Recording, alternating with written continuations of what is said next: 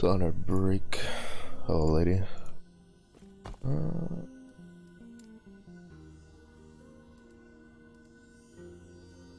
Wait.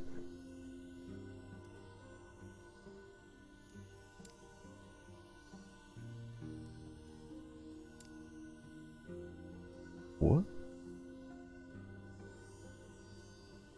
Some of these quests I don't remember too well. Oh, I think, is this? Okay, never mind, I think I know which one this is.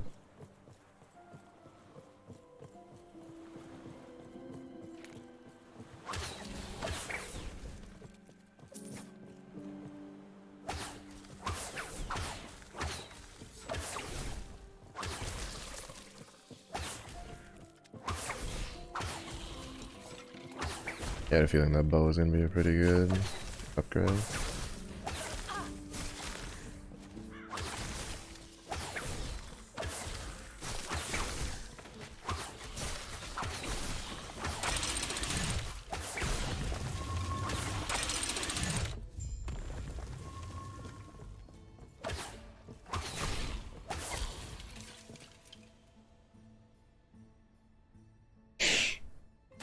Hello. Oh, hello.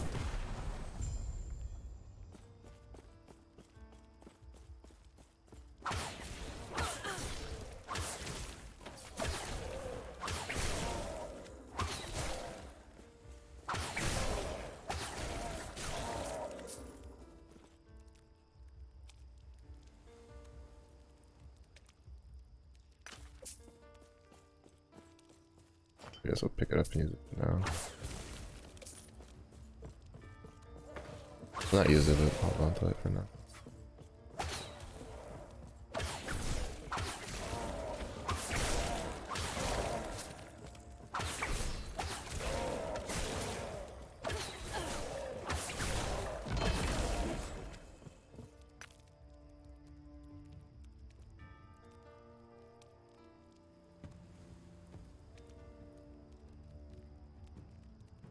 Oh, this is for... I could go pretty good on my Acolyte. My Necro build. I'm alright. I was gonna try to stream some TFT during the day today, but then, like always for... I don't know why it's going in maintenance so much when we're like, well, we're not gonna patch it anymore. So... I don't know what else they're trying to fix, but it's basically gone on maintenance every single weekday. Like 30 minutes before I stream, so... We're gonna play Last Epoch and then we'll play some TFT tonight, I guess. How are you? How's your day?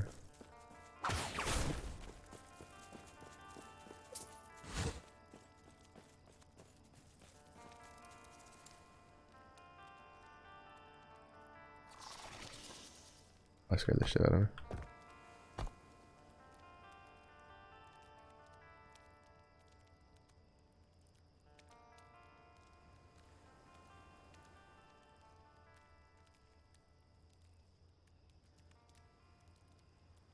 I don't want to put more points into that, to be honest.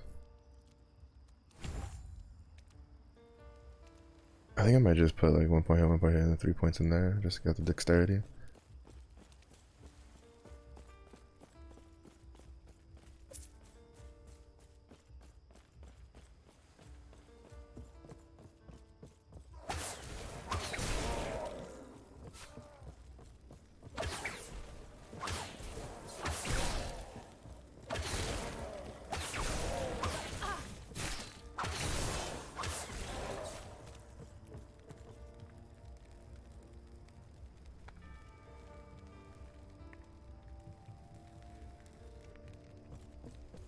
I don't know what kind of gloves I should look for. XP.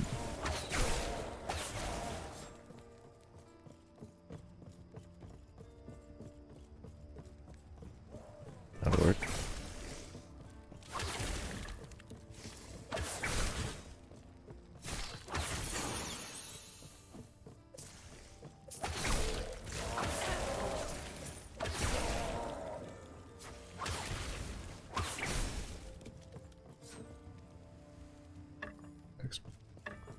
Damn it.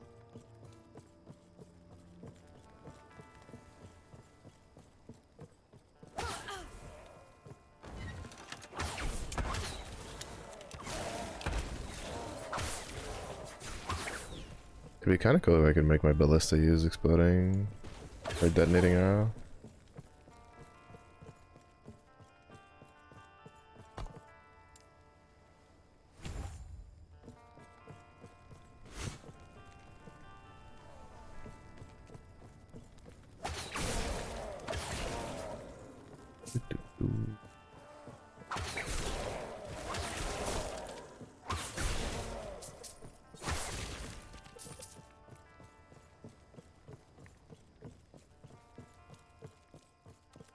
Minutes, that's not too bad.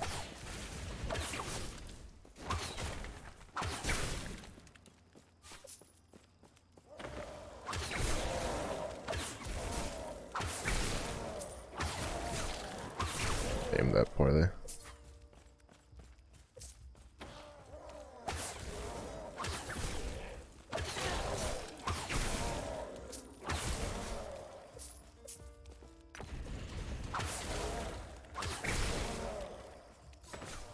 I appreciate it if you didn't just shotgun out a bunch of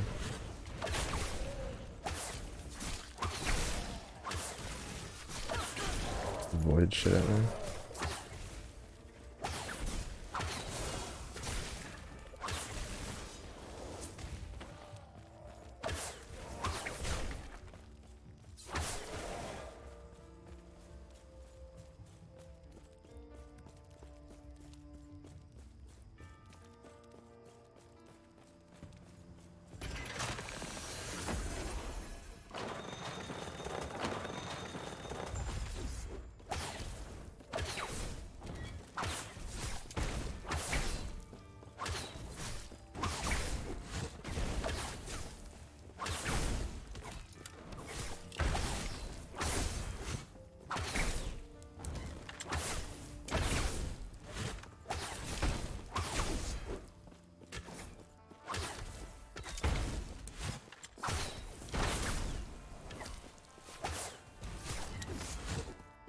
The only downside to this build is I have to aim.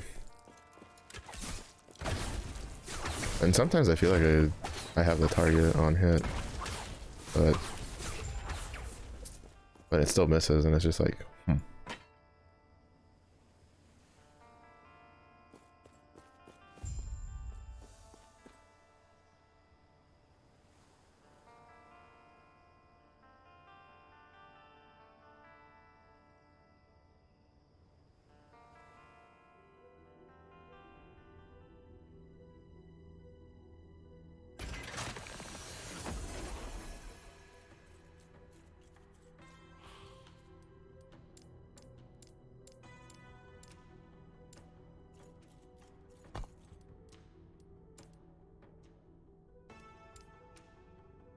oh, that's right. The side quest we picked up.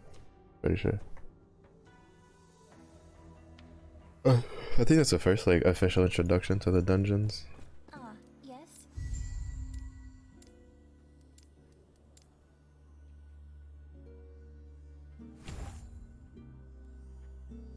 Yeah, I think I'd rather just get the decks.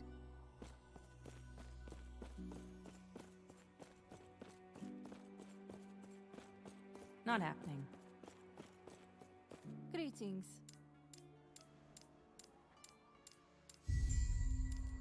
Passive points. We get raid of arrows soon. Not happening.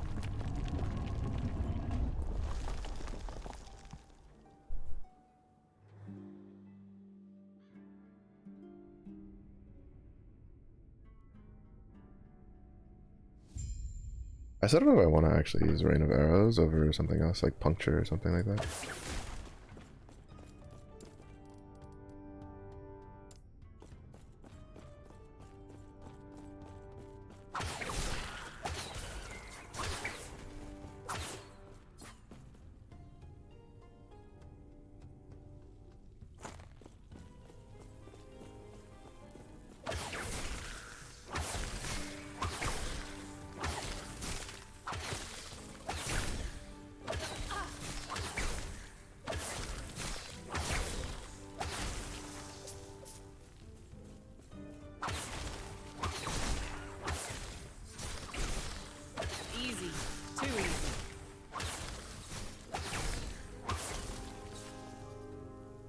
Eight.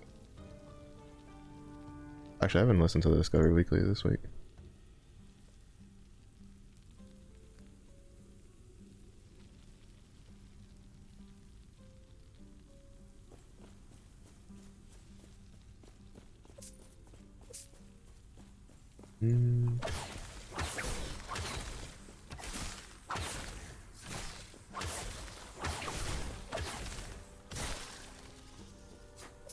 This is also why, like, whatchamacallit, getting some sort of, like, elemental, like, penetration application, like, debuff is good, because the mobs kind of like to randomly be resistant to elemental types. So if you go all in on it, and then all of a sudden you run into something like, for instance, those scorpions are fire resistant. If you don't have some way to bypass their fire resistance, like, you're kind of fucked.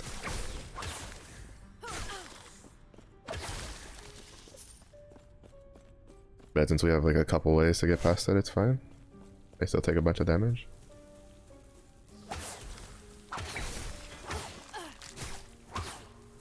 Okay. Oh, they're okay. I was already like, how did that go through? I was like, there's no way I missed that badly. They dodged it. Alright, never mind. I guess I just missed that badly. The hitbox on the detonating arrow feels a little small.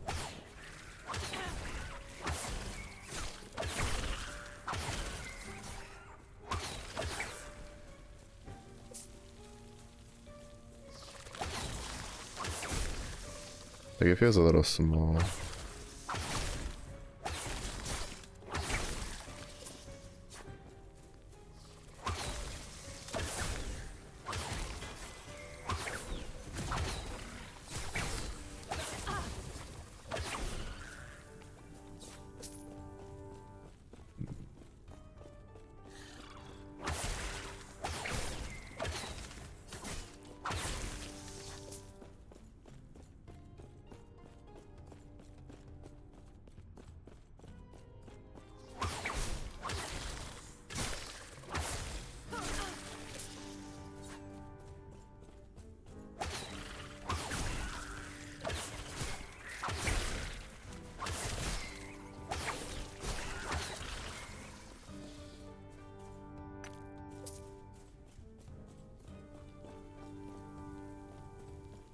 I think I want to get the weathered coin because I feel like what should I call it? Oh, this wouldn't be too bad, but like I already have one pretty decently crafted. I don't really plan on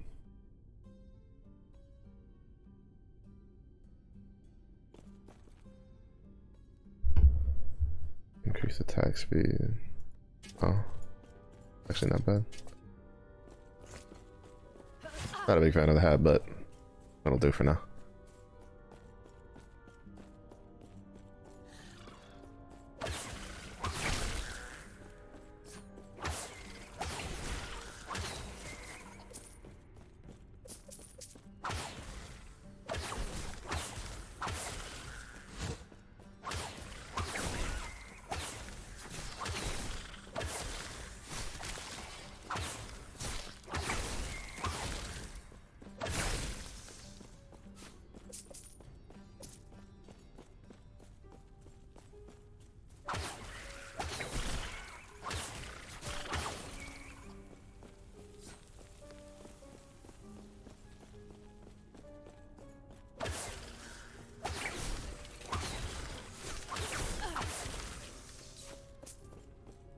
I was gonna say dark seems like a melee void damage kind of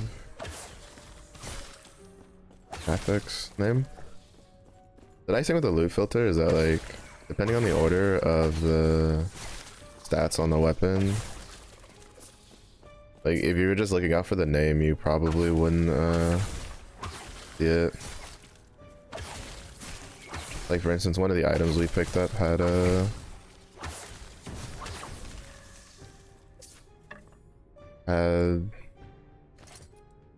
was it this? has increased bow damage on it, but it doesn't say the ranger. It says toxic because the poison damage is what got applied first when it got rolled.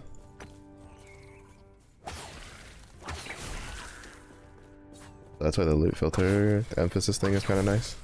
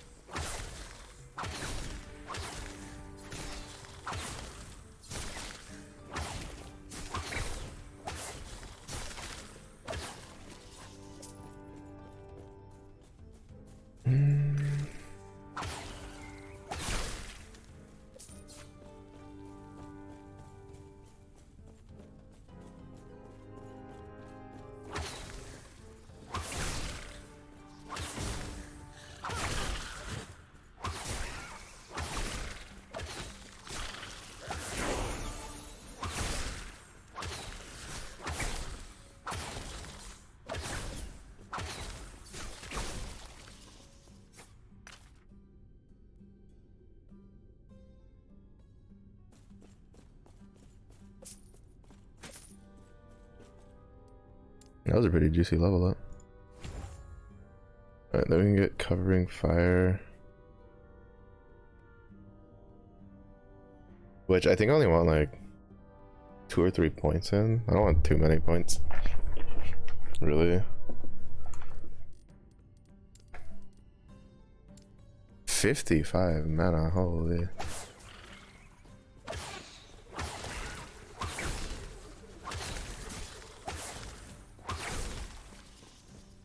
That's why I didn't know if I wanted to use it or not.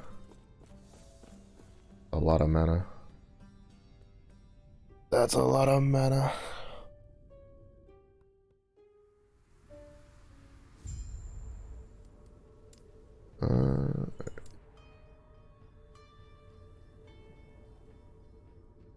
Cap out the fire damage on it. Send strike here for the blind. And then we get the attack speed. Let's see. Basically, due to how little stuff like works with the dragon arrow, when it comes to like you know, this doesn't work with it, this doesn't work with it. I kind of don't really want to do the charging thing. This doesn't work with it. I kind of don't want this because it puts a cooldown on it. And then this doesn't work with it either.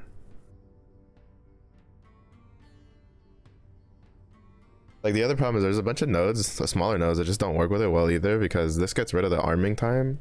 Like you have to get rid of the arming time if you want to go for dragon arrow. Like I kind of wish they would change that pathing.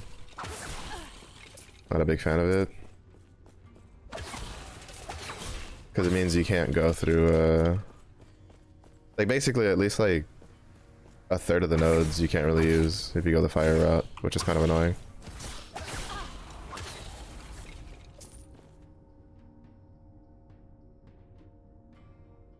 To be fair, I mean, we could always just change to lightning. I'd have to respec everything and then re-gear. But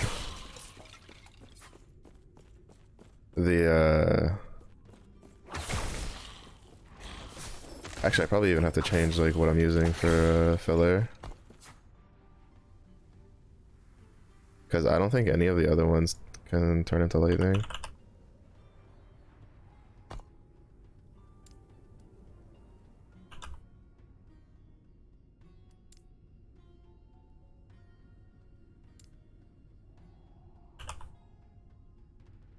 Yeah, none of the other ones turn into lightning. I guess I'll stick with fire.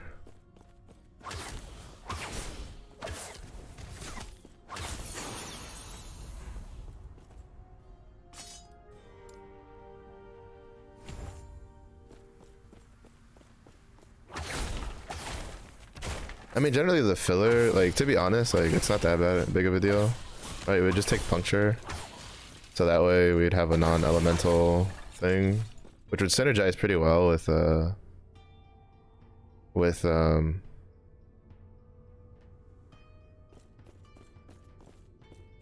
passive we took. We're casting a non-elemental attack Gives us back an elemental arrow.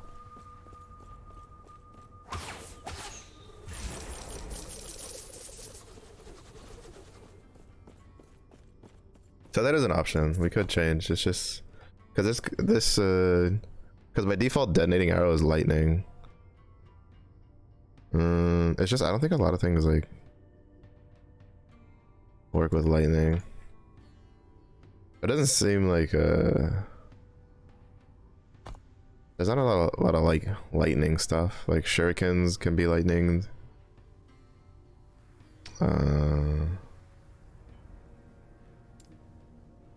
Let's say I don't think this can get converted to lightning.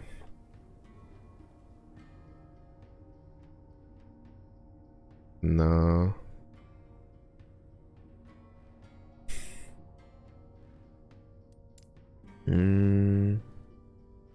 Yeah, there's like not very many like lightning conversion things.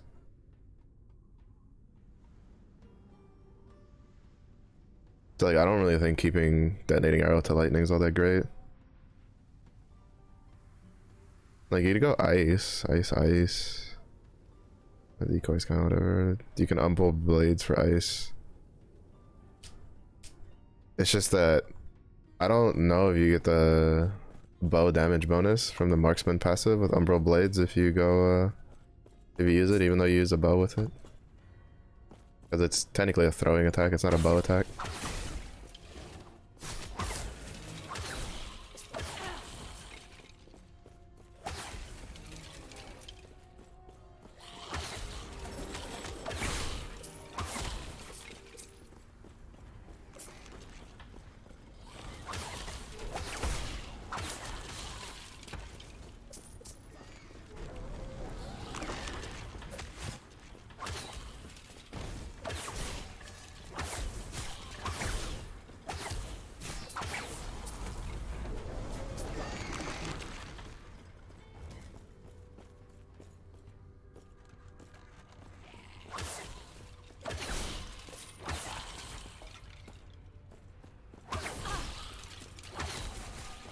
Not to mention, like, fire just seems like the better thing for marksman, because Cinder Strikes buffs your fire damage with the oil stacks.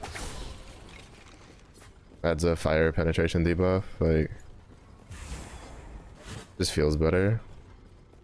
Like, feels more synergistic than going the other stuff.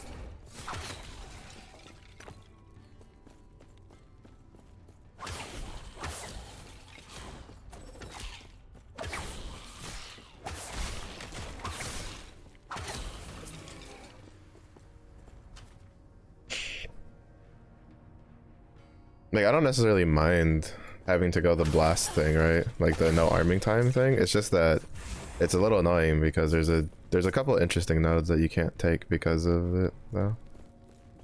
Like, for instance, we can't take the one where if it has a, you know, if it has a detonating arrow stuck in it, it'll explode the detonating arrow because we, like, there's no arming time.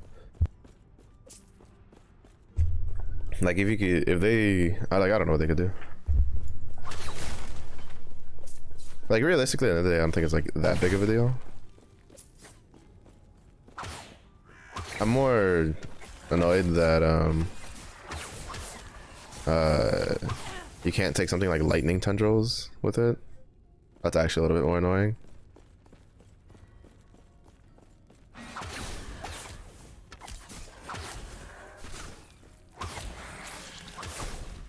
Because aside from just it being called lightning tendrils, they could just change it to something else, like elemental chains or some shit like that.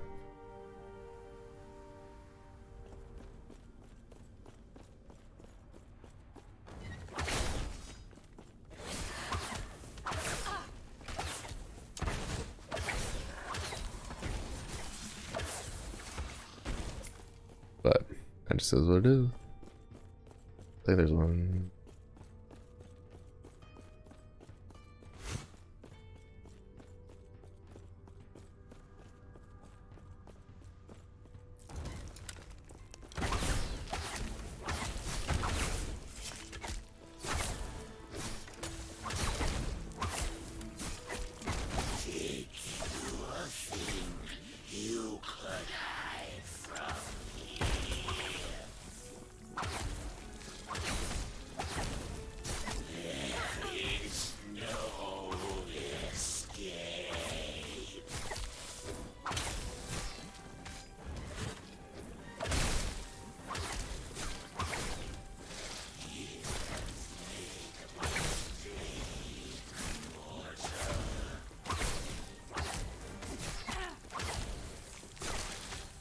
Oh, he got stunned. Ah, get fucked.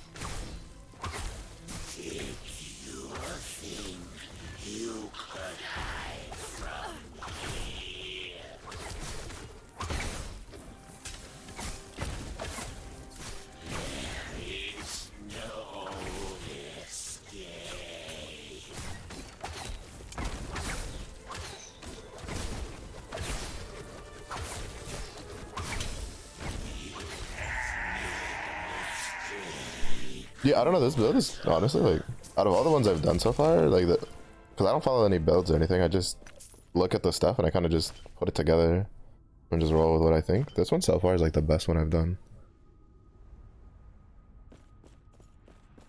To be fair, I've also been a bit more proactive on stuff like crafting my weapon and stuff like that.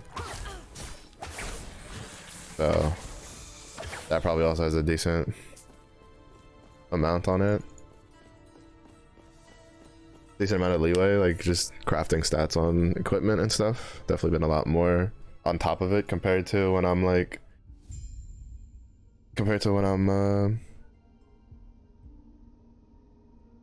whatchamacallit. So the first couple times I played,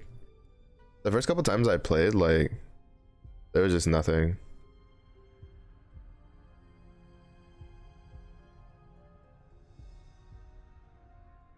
Like there was nothing, also this transition, I don't understand. Like you go into an area to then just go to another area, like there's nothing there. Like, I'm curious about it. Like I'm curious like why it's there. But all the previous times I didn't really craft all too much. Like I didn't put like you know, I didn't craft my weapons, I didn't put like increased physical melee damage and stuff like that on it. To get more damage out. This is the answer. Quickly. On my signal, go to the center of the device and get ready. I'll get us out of here.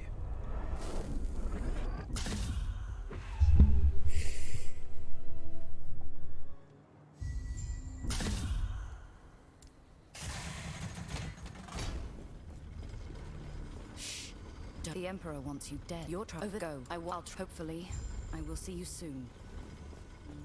I remember, I think the last time I played, seriously, before this most recent, like, goes at it, I'm pretty sure her model used to be like a plague doctor thing.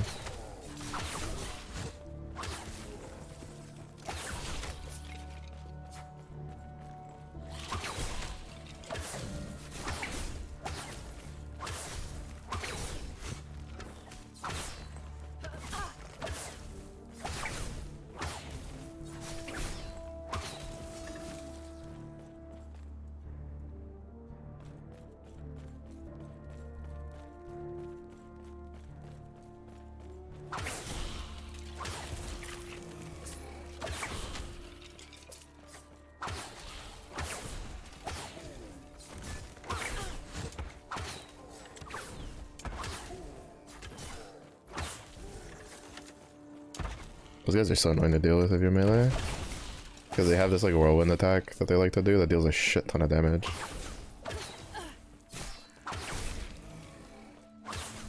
It's not too bad if you have like a lot of like high stun.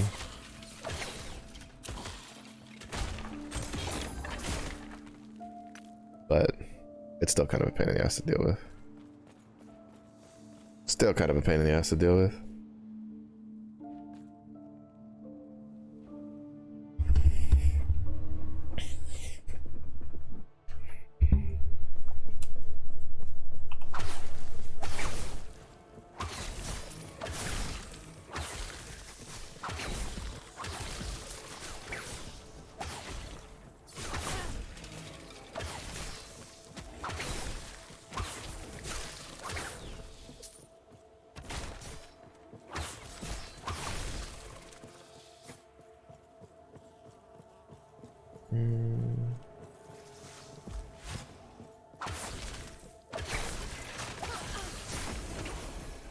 Also, if I knew where to sometimes some of the, I'm assuming it's probably just like a bug thing, but some of the waypoints like actually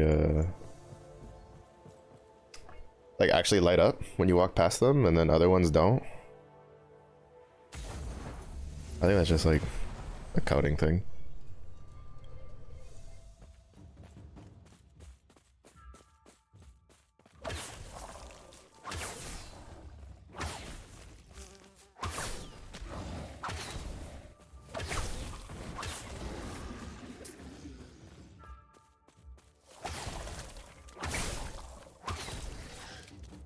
I'm gonna do a bit of quest for this later.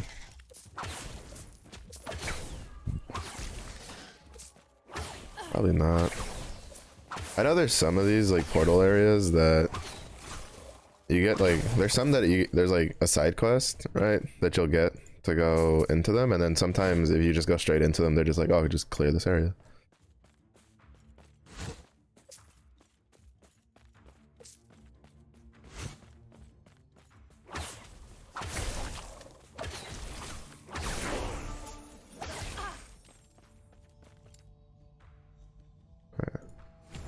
Probably put one more point into this.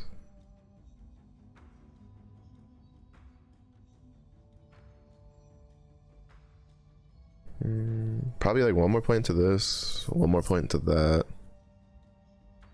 and then probably points into this for just bow damage and armor shred chance.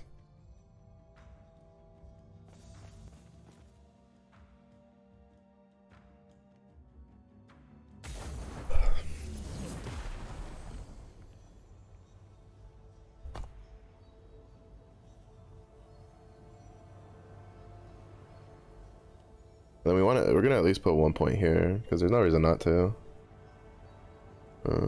Just because it's extra damage, like it's just extra damage.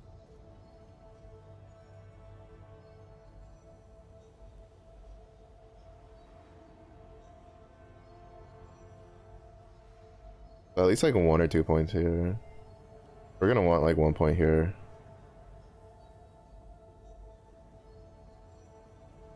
I'm curious if this will synergize with this. Because it's... I'm actually also curious, because like I said before, there's like, in some of the transformation skills, right? So like for instance, Werebear Swipe, if you have Swipe as one of your specialization skills, it uses the, like it'll use the nodes you chose for the swipe for the Werebear form, but I don't know if that works for the passives. Okay, here we go. It actually says it when you ult. It says that it's unrelated to the active skill and it is unaffected by the tree. That doesn't work for passives. It's kind of sucky. Now what I'm curious though is if this will proc this, because if this procs this, then we're gonna like drop Hail of Arrow. Because I'm probably gonna put like 2 points in that. Just for the 50% chance. I think 50% chance is fine. Every 10 seconds you have a 50% chance to proc this. It's not bad. I definitely want at least 1 point here.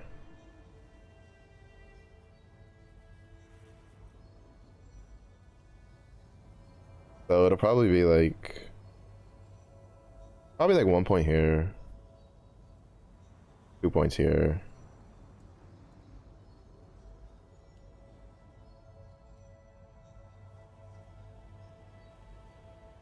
I don't really care about that.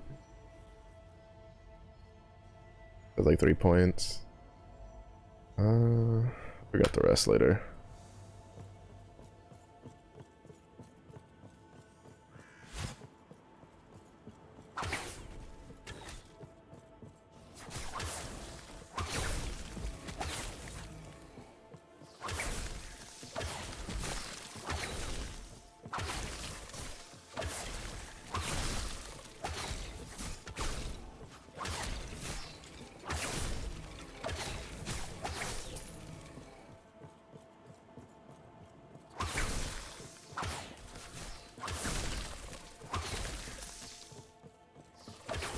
I'm curious when they plan on adding the last couple masteries.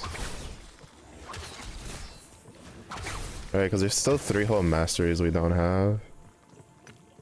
And I'm curious if, because like for instance, like I think all of Primalist's masteries have 4 skills they get on top of their mastery skill. But as you can see, both Blade Sensor and Marksman only have 2, or only have 3 abilities. You get? Same thing here. No mistaken, Primalist has 4. So I don't know if they plan on adding more to those.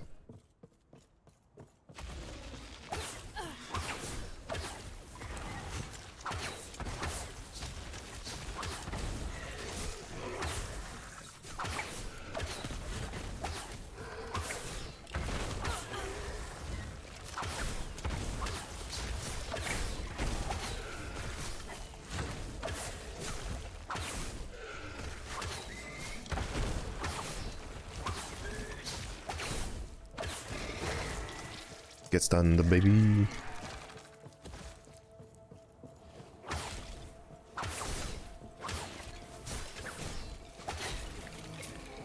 not gonna lie, I really do like the burning dagger thing though.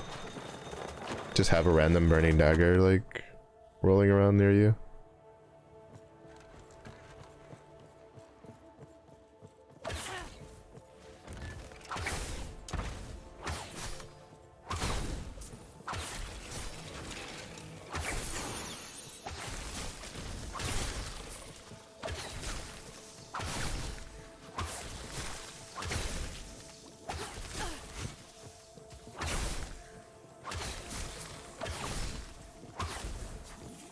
Yeah, it deals a decent amount of damage too. Alright, the next 2 points go into the cooldown one, which will probably just bring it down to like 3 point. I think it'll be like 3 seconds or some shit like that at most.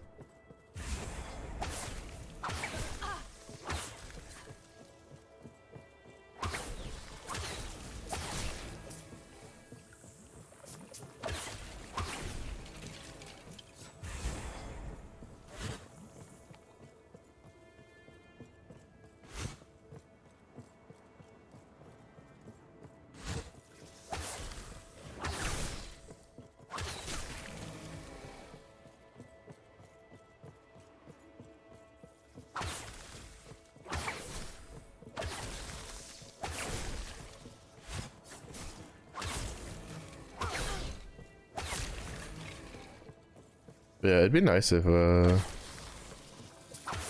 ARPGs went the route of Path of Exile, where like you don't have to actively pick the quest up to get the shit you need, or like to do the quests. I think one of the main reasons that Path of Exile is like there's some people that they don't like that you have to keep going through Might have to drop something. you have to keep going through the story for Path of Exile to get to the end game for alts. But I think the most of it's more of just like a how you get used to things kind of deal. Because once you pick up like where you need to go to do the quest, right? And once you realize that you don't need to actually talk to the NPCs to get to like progress the quest, like it speeds up a lot the leveling process. And that's even before like doing like, you know, leveling builds and shit like that, right? Because like for instance, a lot of guides have like the higher level, more like I guess like quote unquote serious players, like a lot of guides have like, oh, you level with this skill and then later on you swap to this other skill, just because like for various reasons there's some skills that they don't do very well until you get certain like support gems and like passive tree nodes and ascendancy nodes and stuff like that. And then there's skills that they're just really good, like period. Like, so you tend to level with those skills until you get high enough for it.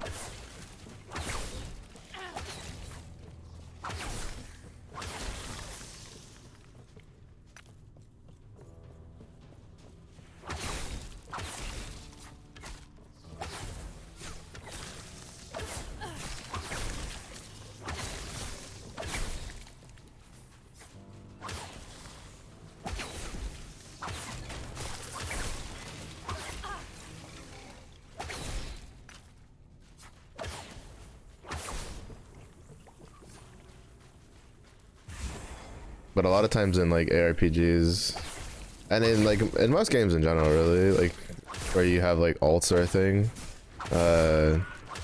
there's very few games where it's not a pain in the ass to level the ult, right? Because like World of Warcraft, it did kind of suck to level ults because like you had well, it royally sucked when they decided to nerf all the leveling gear, because there was like account bound leveling gear you could get. You could like, you know, you'd make a character and then you'd get all this like account bound scaling leveling gear that gave you like bonus XP and shit like that. And then they nerfed all of that when they were just like, ah, leveling is about the experience. And it's like, fucker, the leveling sucks ass. Like, shut up. And WoW, which they undid like a good amount of it from what I understand. I know in Shadowlands it wasn't that bad. But like in I think it was Legion when they did it, right? Where they were just like, leveling is about the experience, or like slowing it down. Like the amount of XP you needed to level was increased, all the bonus XP shit was decreased. It was their attempt to try to make the world feel more alive for like newer players. And I'm just like, all you're gonna do is piss off like the older players who then are just not gonna want to play your game. Like if anything, you should just like find a way to like speed things up. Because the problem with World of Warcraft is in retail, like nothing you get from leveling like sticks with you, right? Like, because not even the reputations were like the jack shit once you got to like max level, because you'd have new reputations to farm. Like the old reputations didn't really do anything for you unless you wanted something done with like older content. Like if you wanted to build some of the old legendaries and shit like that. But yeah. I mean, like, it's not like Final Fantasy 14's like perfect either. Because Final Fantasy 14's like alt leveling system is really fucking grinding and just mind numbing.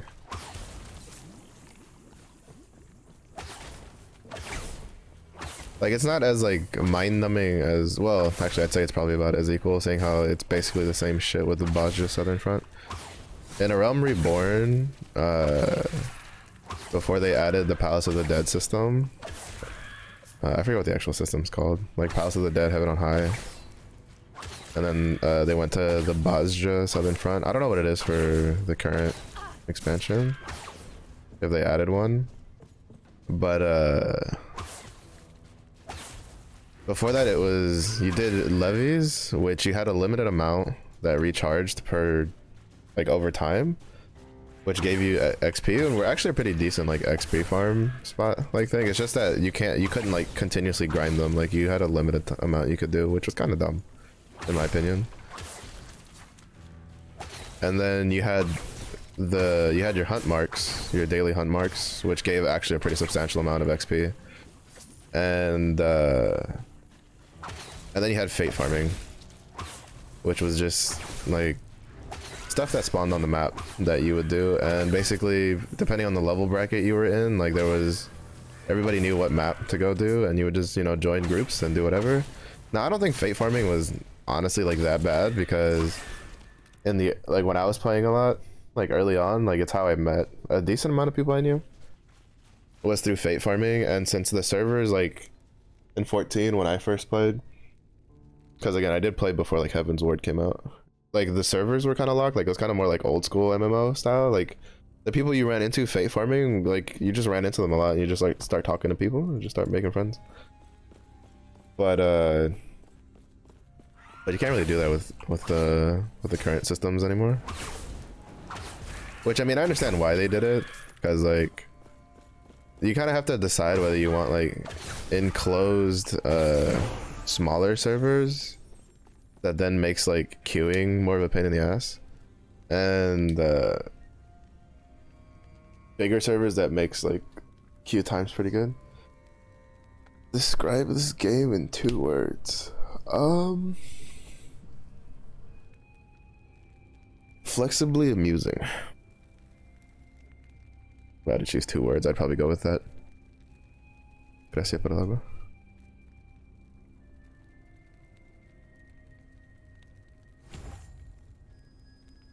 Alright, alright, what else did I want to point to? I did this huge like planning out of points thing and then I completely forgot what I was gonna do. I don't really want 2 points here.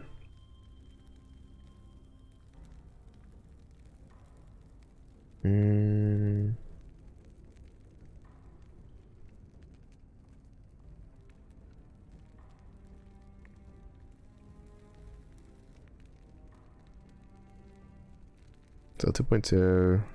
I want to put more points here.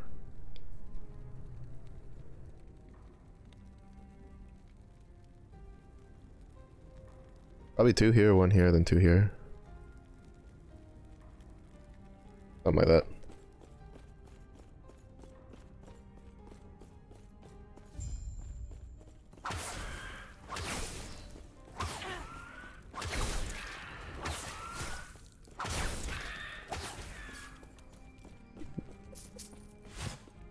I don't know, it's a bit of a pain to get used to the cone blast, but when you line it up just right on mobs, it's pretty satisfying.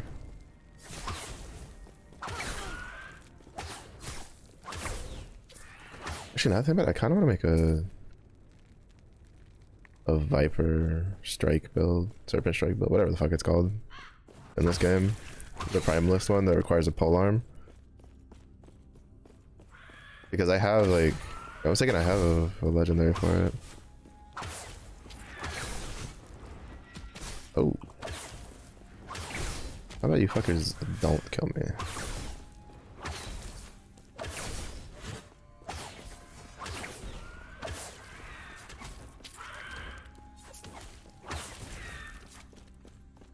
Nice.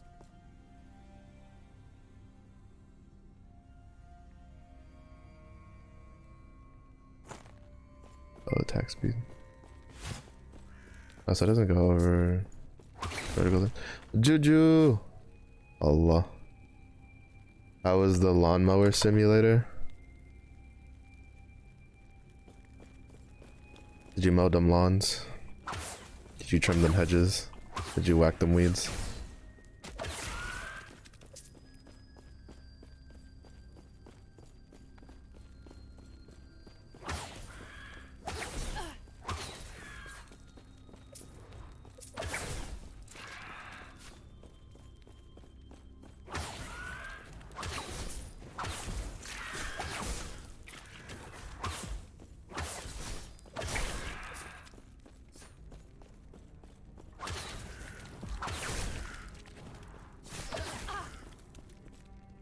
Oh, freeze multiplier. Interesting. Trying to learn what the names, like, what affixes give what items what names.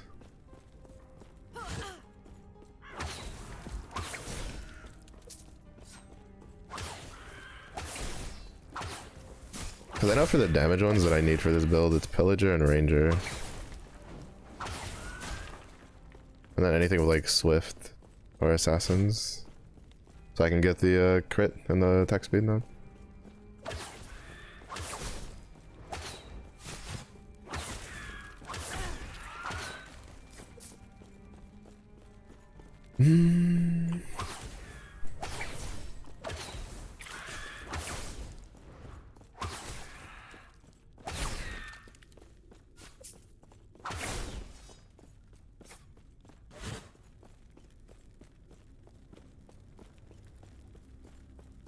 Good old fire Legolas.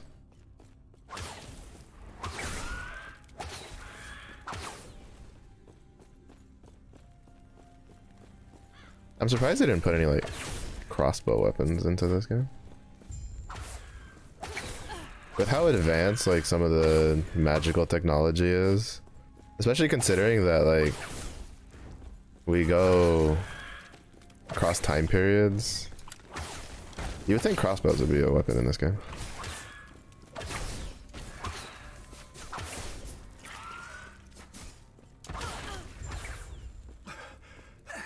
And here I was, hoping this would lead us closer. We might have no choice but to chat. Like, I'm not one to expect like firearms in like my fantasy RPG, but I think crossbows are a reasonable expectation. Because I think PoE also doesn't have crossbows, if I remember correctly.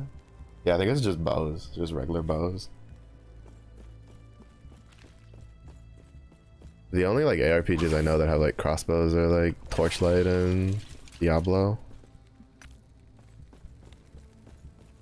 Actually, wait, no, I think Grim Dawn also has like crossbows. Oh wait, does it? I don't remember. I know it has firearms.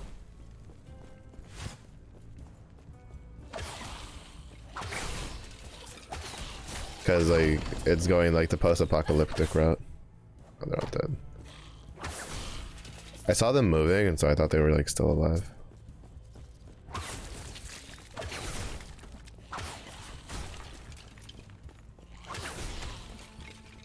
Cold resist, yeah.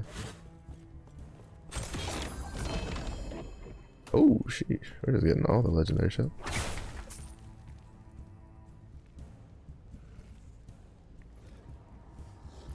It's going pretty good, pretty good. Even better now with the Juju rating me. Oh my god. Big fan, big fan.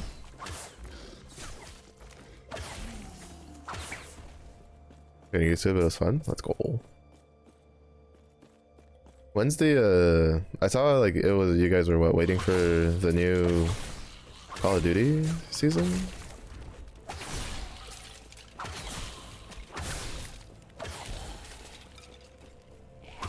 Or BP or whatever?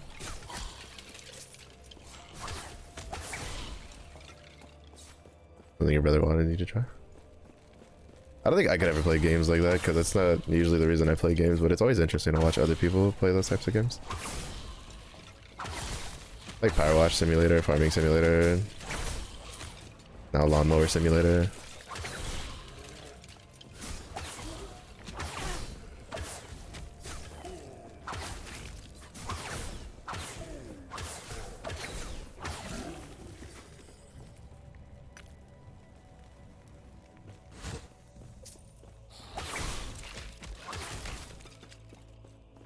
Oh, that reached that far.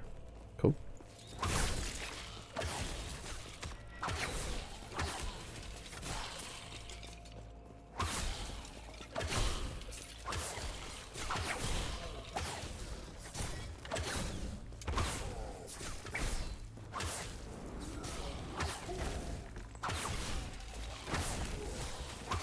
Could you stop spitting blood at me? That's fucking kind of gross and kind of rude.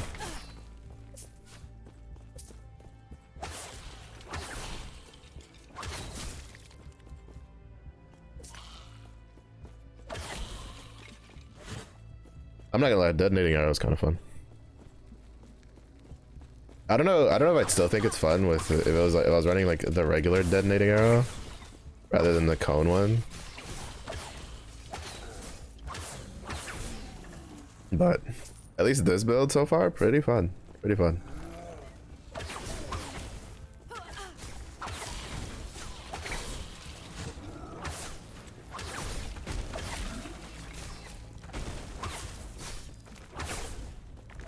I don't know how I feel about the ballista though. Like I was using it kind of like as a minion thing, but I don't really think it's doing much for us. I don't know what to change it with. Decoy maybe?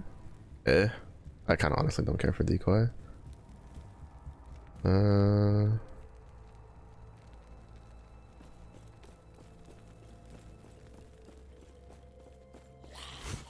XP.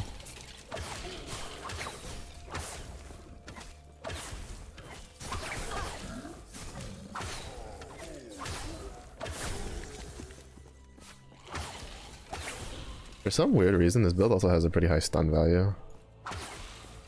And I'm not sure why. I'm assuming maybe something on my gear has it.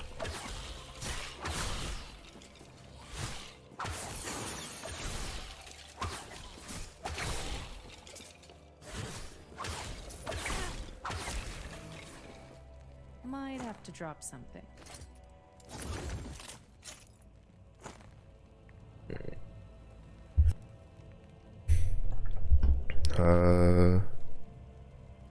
Relic plus 8 mana.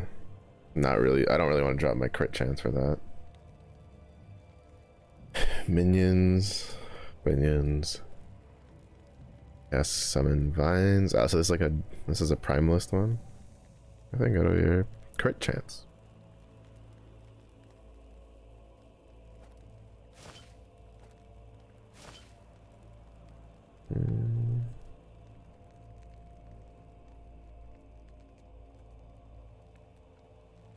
You have 53% reduced block chance, but then 100% less damage taken on block. You have to put a shit ton of block on it. I wonder if that'll work for like a shield throw build. Oh, actually that 30% increased bow damage is kind of nice.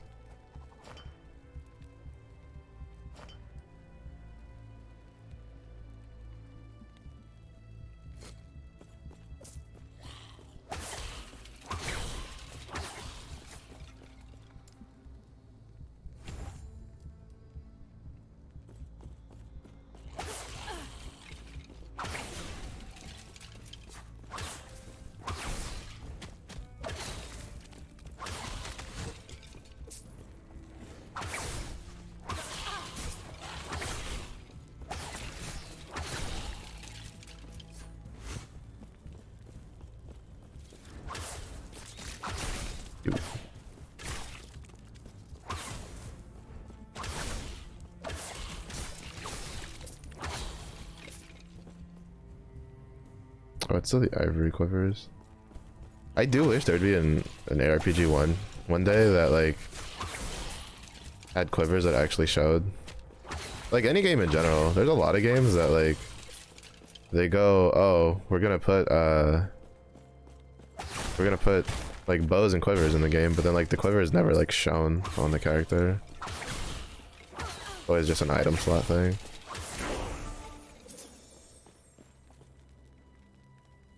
Some more rest before dinner. Alright, thanks again for the raid, Juju. Hope you get some good rest. Got 2 points here. A point there, then we put 2 points here.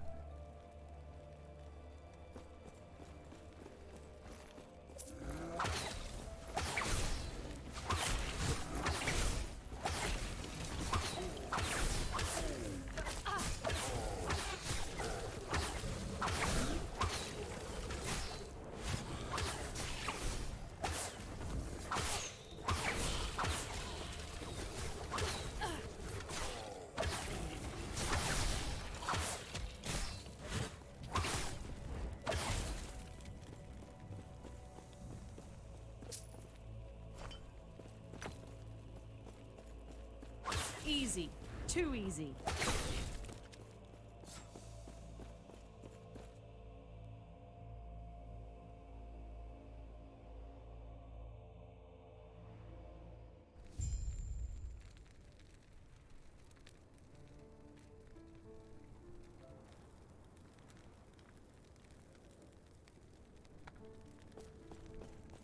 Not happening. Oh.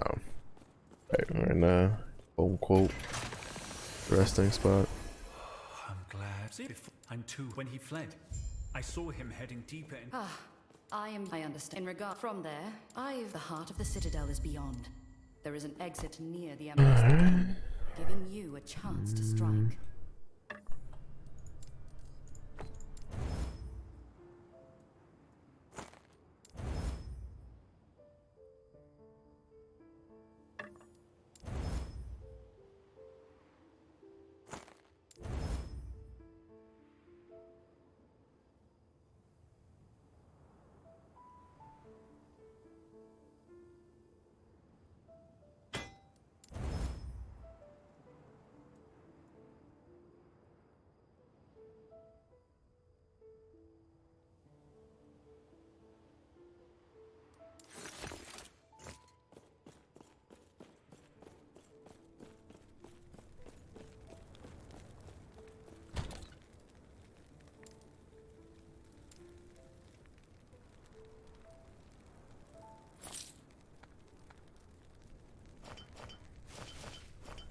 Just have a spot to just dump the these things in.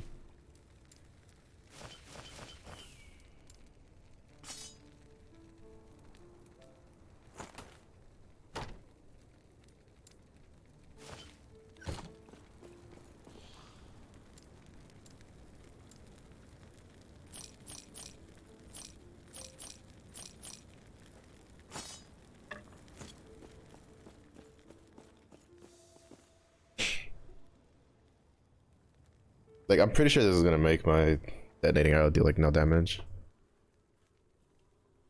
Especially because like I haven't done anything with it. The only thing, like, the biggest thing I don't understand about this dagger is it's just like,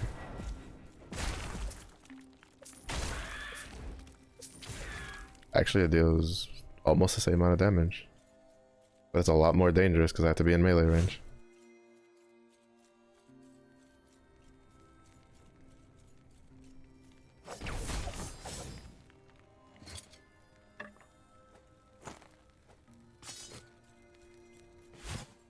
Like, again, I don't understand why making a dagger for something that has for the mastery skill of something that all of the passives buff, like bow damage, like you have to use a bow to have. Oh, I guess I could have checked that actually.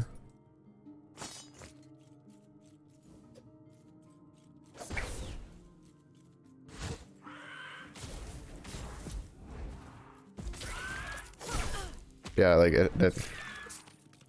like you lose all, like you basically are giving up your passive for a more dangerous way of applying detonating arrow. Like, I guess maybe if there was like, if there was like an actual melee, if I actually went like melee build for it, maybe. But the problem is, again, like, I can't use that till, what is this, level 36. So that's 36 levels of you're taking melee passives to get ready for this one item while giving up, like, because like basically what you're doing is you're just choosing the marksman mastery and giving up your marksman passive. By the way, also locking yourself out of the other half of the blade dancer tree just so you can use detonating arrow with a dagger. Like that's the problem with this dagger, in my opinion, because not only are you giving up these passives, you're giving up this half of the tree for blade dancer. Like why would,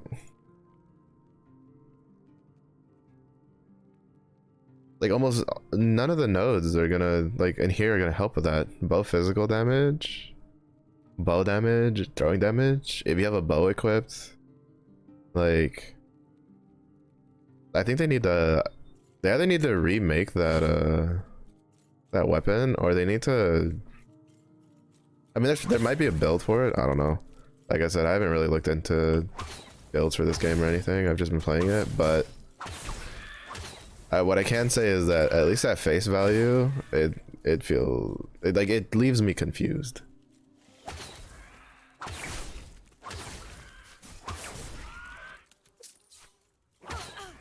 Work done. Nice.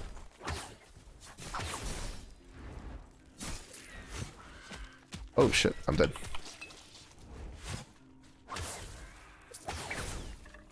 Easy. I didn't actually realize like there was a group of them there, so I just got stuck in there. Surprised I was able to survive for the 3 seconds. Oh well, technically I hit 50% HP, so my cooldown came in there.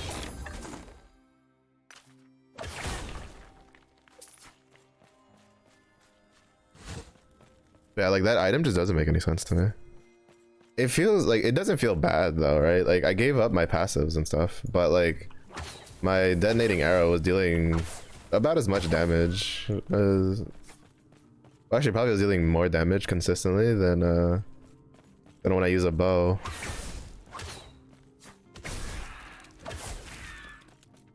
But like it's also using a unique dagger.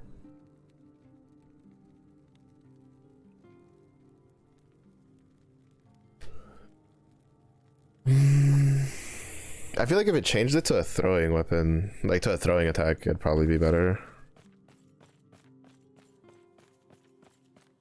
Right, nowhere. We get some good rest.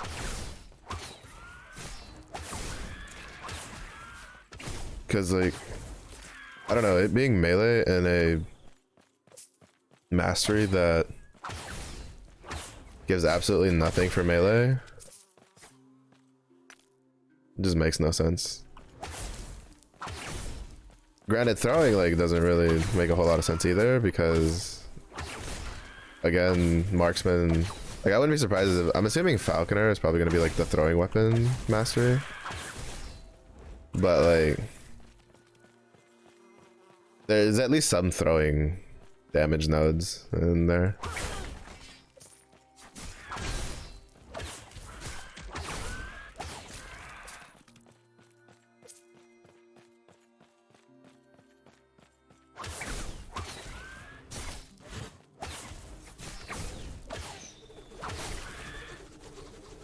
$1,400. Holy.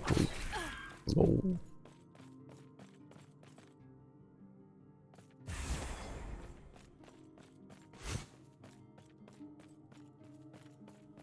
But yeah, I don't know.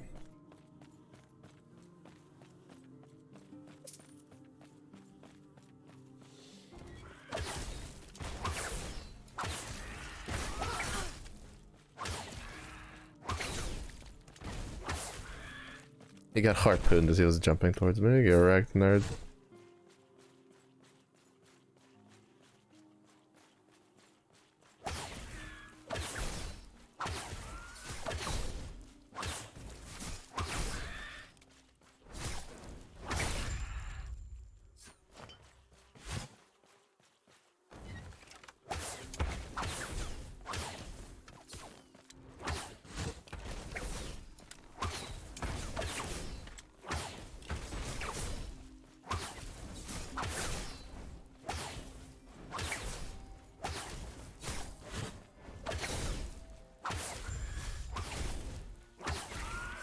Dodge the baby.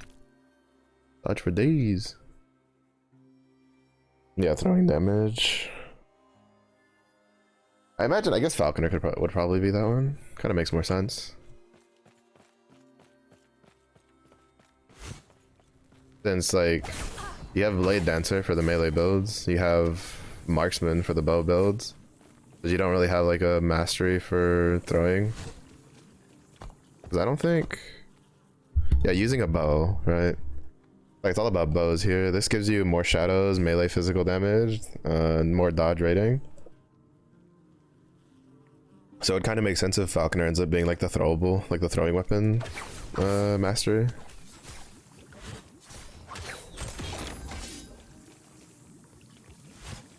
Kind of like how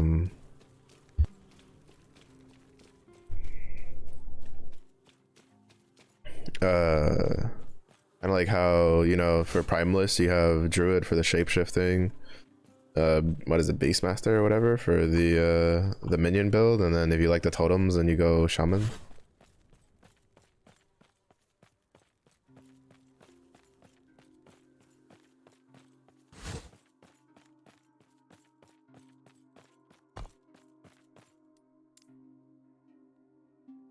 So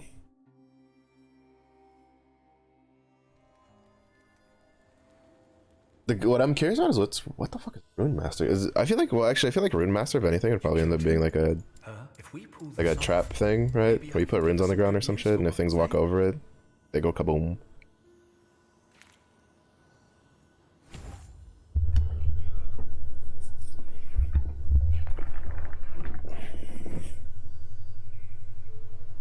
There you go. We put one more point here, and then we put a point here, and then we put like maybe 2 points here.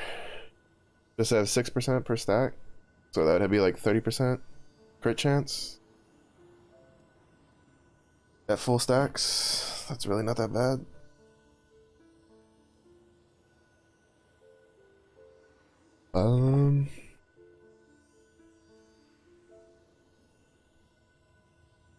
And then I probably put like a point here because it's crit strike multiplier. That's always nice to have a buff on.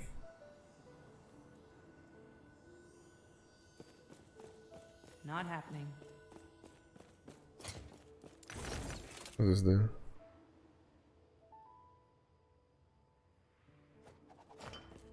That wouldn't be bad if I wanted to do a lightning shuriken build.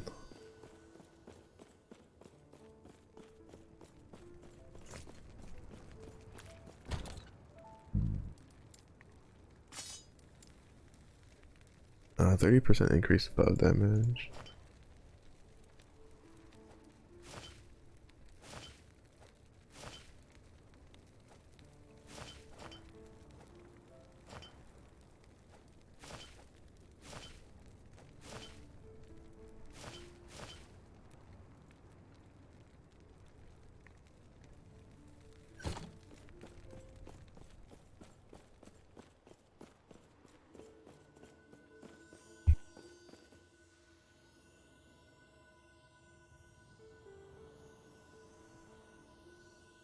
Oh my goodness.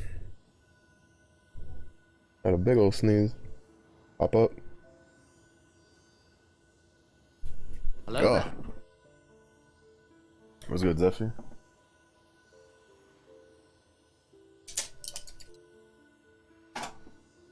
Zephy shows up as I'm like taking one of the biggest sneezes of my life. Am I allergic to Zephy now? Too much exposure? Gracias por algo.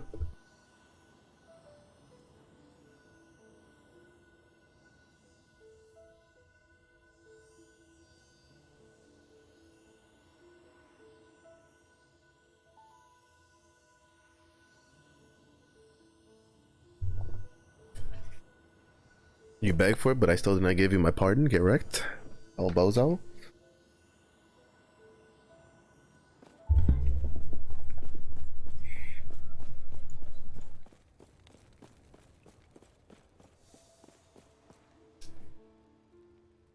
Kick. You fucked.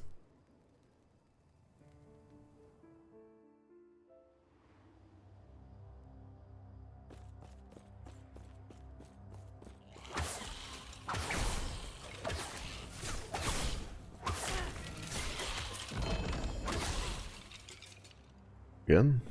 Guess I'll probably just sell it this time.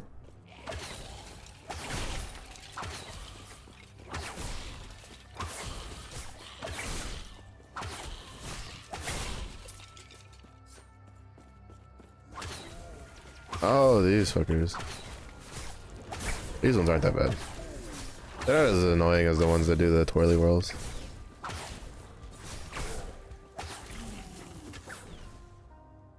It's also one of my favorite things to do when someone's like, you say something, someone's like, excuse me? I was like, you're not excused. At all.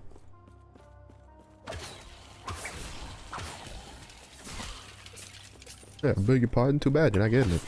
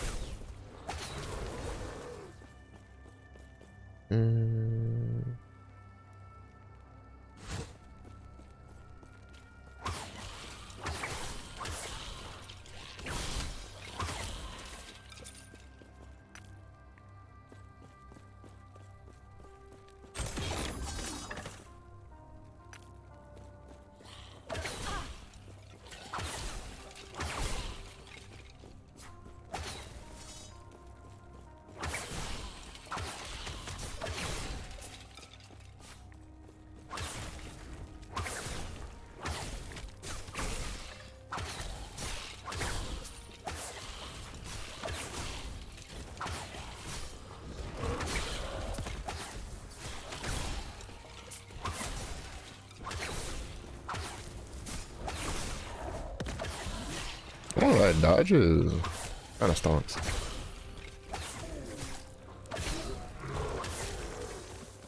Because I remember coming in here with like, with my melee builds who were pretty tanky and they'd get fucking wrecked by the axe throwing dudes. But my bow build, like, with dodge, it's like, oh, were you about to hit me with that axe? Dodge, get fucked.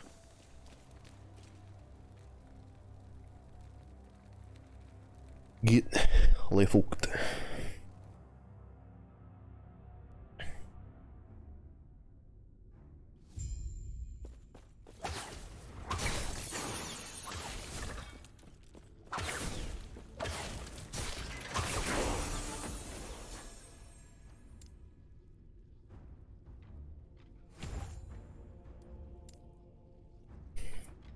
All right. What are we doing with this? All right. The attack speed. This. Max that out. This. Max this out.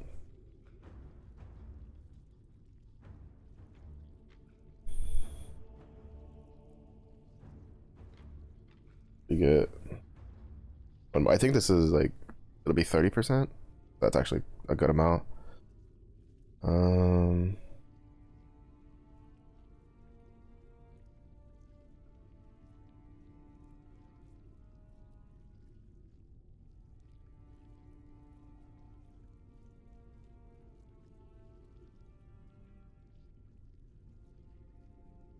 When you hit an enemy.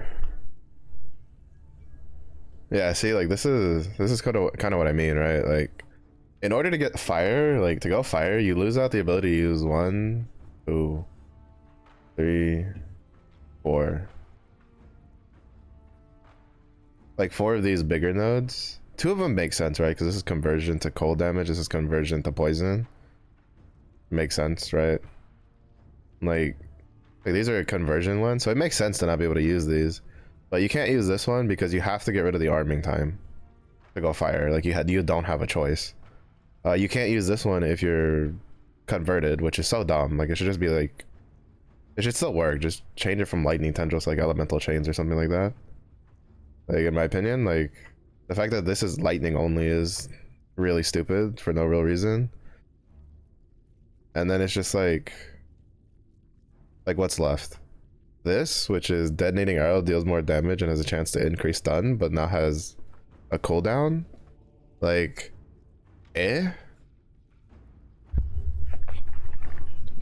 like a 5-second cooldown's not terrible, but like if it's like your main damage source, you probably don't want that. And then if the enemy has an attached detonating arrow and gets hit again and explodes the first arrow immediately, like, well, I can't use this because the arrow doesn't get stuck because there's no arming time. So like the only 2 usable things is the charge one and this one. And then the charging one is detonating arrow can be charged, causing it to pierce. And it's like why would I want it to pierce when I have a cone anyway, right? Like basically going fire makes it to like none of these are any good, really. Like none of the bigger nodes.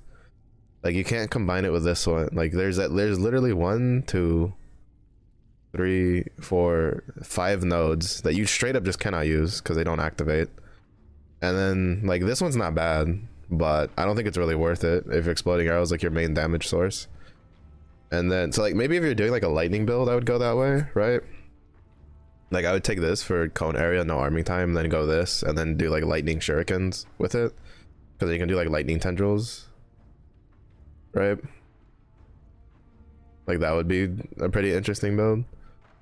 But going fire makes you give up so much shit, because then there's also this one where detonating arrow causes things to have less move speed while the arrow is attached, causes enemies to have less elemental resistance while they have an arrow attached. Like can't use either of those nodes because there's no attaching arrow part. I mean, unless it considers like the second before it blows up as being attached, then maybe, but I don't think so. To be honest, I'll probably end up taking this one just because like this times 3 would probably put us at 45%. This time 2 gives us 25% or 50%. Like you offset it anyway and you get the free fucking damage, which is 75% explosion damage. Like that's huge.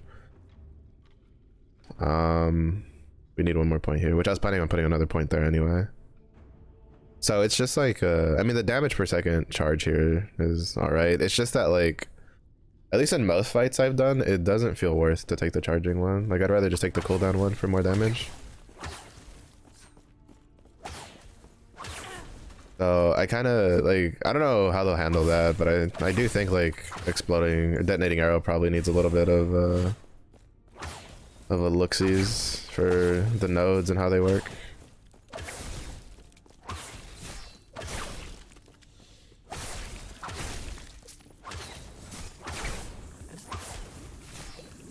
Because there's some other ones that like they have like two of those capstone points like connected, but there's ways to get around them if you don't want one of them. Not all of them, there's a couple that don't, but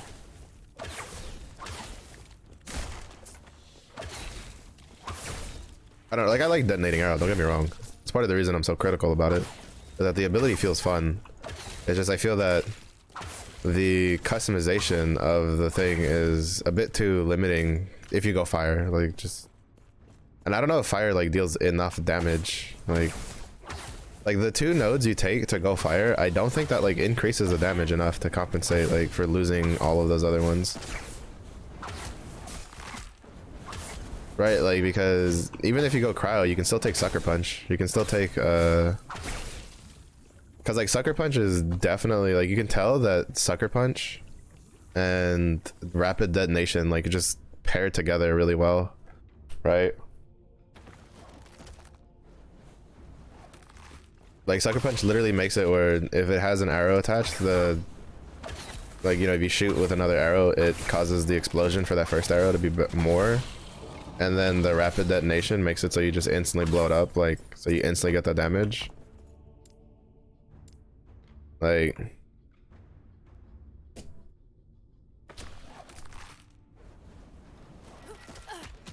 oh my god, I'm trying to read the skill, you fucking game. Oh, it's, I forgot that I'm in the patrolling area. I forgot that this one has like, it has fuckers that patrol. But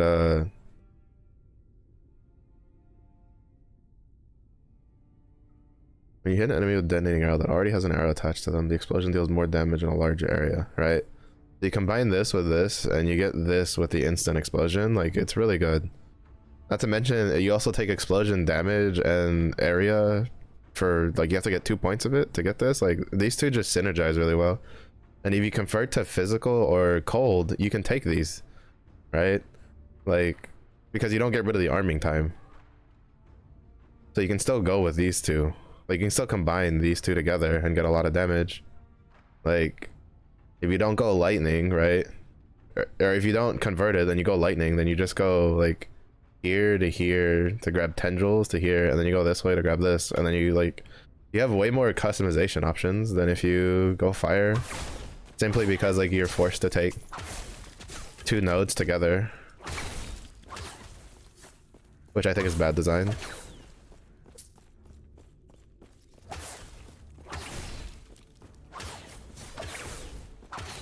Because the point is, not only now do you have to aim the cone, right? You don't get any increased damage for turning it into a cone, which is limiting the AoE on it. And like you have to aim it, which isn't a bad thing, like don't get me wrong. Like I think that's cool. It's just that, what, 2 points in crit chance to get this? Like you could take this anyway, right?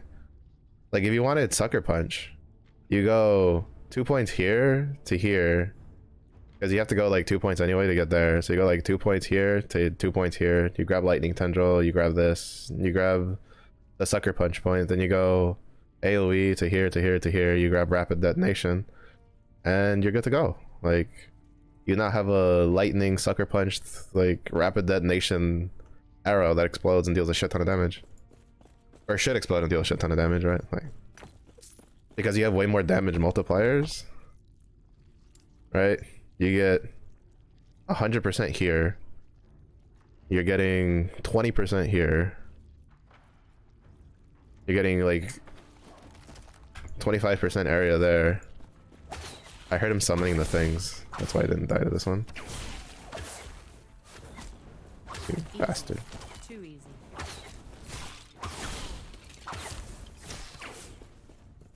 But like you can kind of see what I'm getting at though, right? Like I think they need to split these up. Like, I don't know, put this like here or some shit. Like put it somewhere else. Oh.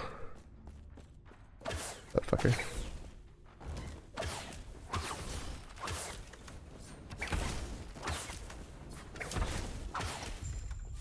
Nice. Yeah, so I don't know. Either that or make it that if it's forced, then it gives like extra damage. Right? Or it gives like some other effect. Like, right, like anything caught in the cone, like, I don't know, is like slowed or blinded or whatever. Or has like armor shred. Something. Again, it still feels fun. It's just that when you compare it to what else you can build, like how flexible the other conversions are, because you don't have to get rid of the arming time to do it, like, it leaves a little to be desired for flexibility and customization. Because you literally just cannot go anything else. Like none of the big nodes, except for the charging one or the cooldown one, like, it literally gets rid of like 80% of the other nodes just for going fire, which feels a little much in my opinion.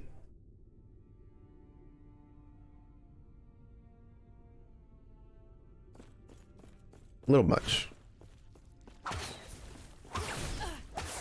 Now the only benefit is that, you know, unlike, at the very least, like, lightning in and of itself doesn't feel like it has a lot of stuff that you can work around, right? Ice isn't too bad, right? You can go ice here. You have umbrals that you can go ice on.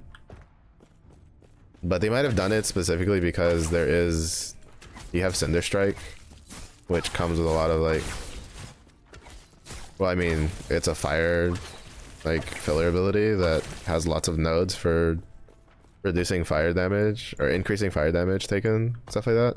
Though you can also go here and then grab this, where oil coating just gives you elemental damage.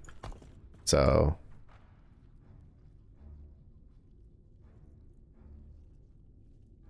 really not that big of a thing, right? You just take like one node here, you take the 2 here, which then gives you dodge rating and resistance, which is good, period. And then you take this, and now this gives you elemental damage. And then you just go like here to here. Probably not like, you know, just the blind to this.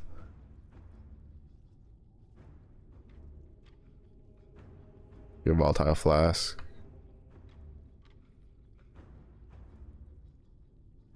Like, I mean, it's still really heavily centered on fire damage, don't get me wrong. But like, you have options, right? For ice. For poison, for sure, you have plenty of fucking options. Like, there's so much passives in the tree for like dot damage and poison damage. You can mix it with, it also goes physical, so you can mix it with like puncture and stuff like that.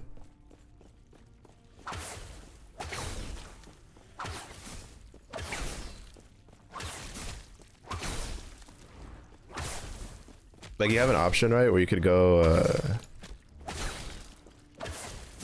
like, there's a build you can do, right? Like, so say you want to go like lightning damaged, right? So, you know, you stick here, you go here, you grab this, you grab the lightning tendrils. I guess you could go this way technically. You go here to slightly homing to no mana cost. Because like, what you could do is you could also play around with like the passives, right? I think like basically you can turn this into your filler ability, where it's just like, how should I do that actually? Well, it doesn't, it only has a small chance of exploding, so that's a kind of a no-no. Because a lot of the stuff I have is for the explosion. But like, you can basically, you know, that is an option you can go, but if you wanted to, you could go this, like you go this way, you know, go here, grab this. I'd probably still take the increased crit chance actually. I'd probably go 2 here, grab this, grab this, grab this. Go over here, then grab like the cooldown one, because you can't really grab these two, right? Unless you go here.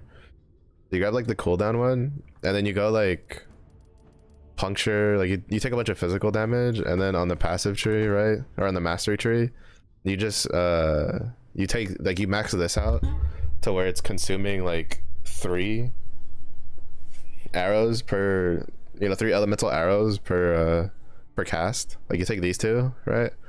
And then you basically just use your puncture and stuff to stack up a bunch of elemental arrows, and then just shoot your detonating arrow for a fuck ton of damage. Like, you see, you have like cool, like interesting Shit like that that you can do. Now granted, that also works with the fire build. Minus the lightning tendrils. Like you just can't take the lightning tendrils.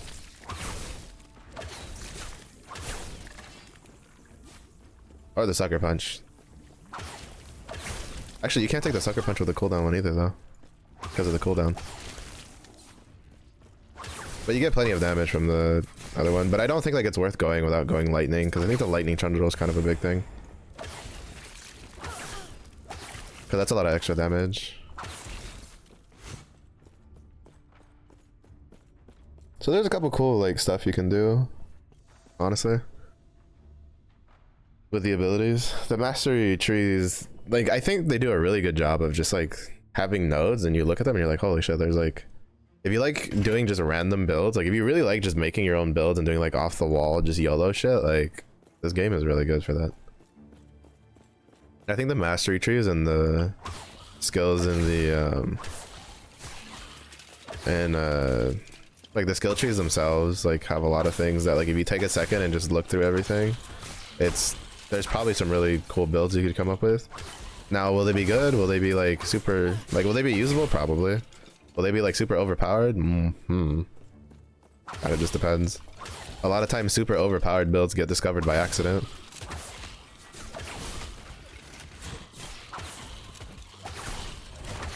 The amount of times I've like watched a guide for someone who discovered like a really broken combination of skills in an ARPG and they went, we just put shit together and then we found out that it had this interaction and it just dealt a shit ton of damage.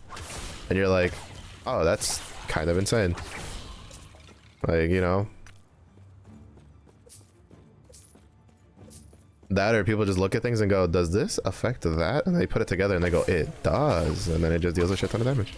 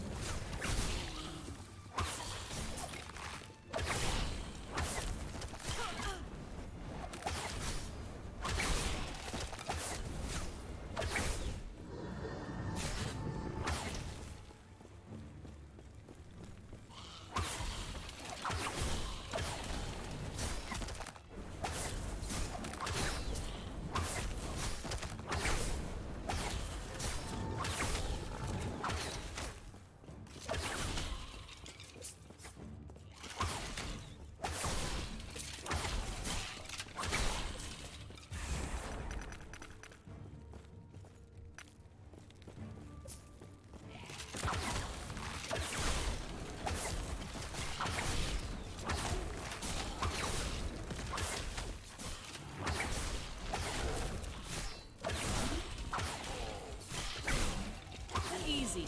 Too easy.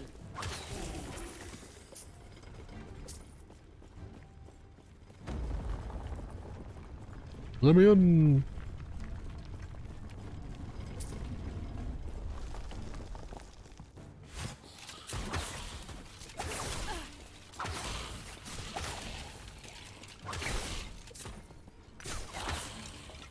It's also how bugs get discovered too, which is kind of funny. Like there are some people that are just really good at finding bugs, but I'd say probably like 80% of the bugs that we find in games are people going like, they do something and then they go, wow, that like, is that supposed to work like that? And then they go, no, it's probably not. And then they just keep doing it.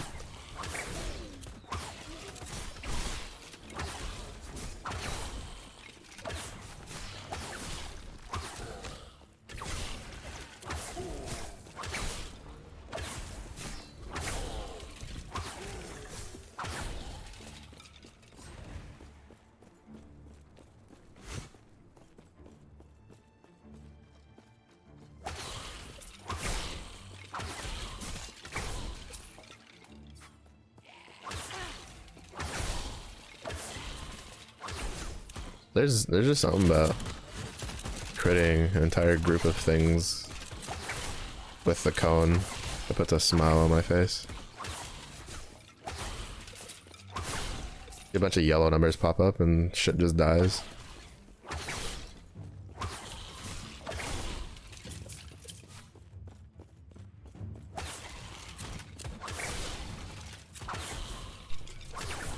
But actually, in general, just seeing the cone pop out and just kill a bunch of things is really cool. You just watch a bunch of shit and just like run at you, and then you shoot the cone, and then all of a sudden, like they all die.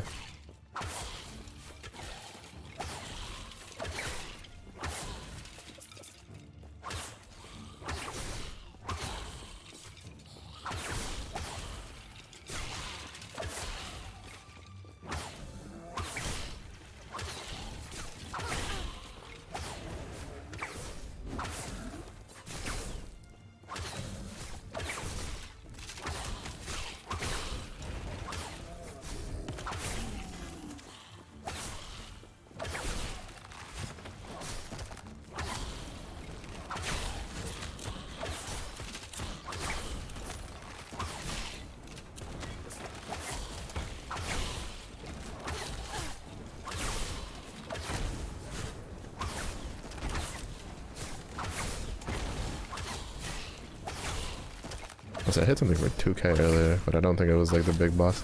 I think it was one of the rogues.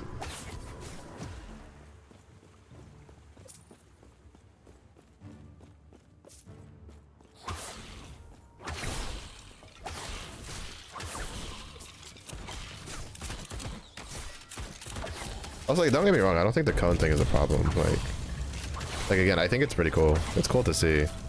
I just think that like being forced to have to take the get rid of arming time just to go fire is no bueno.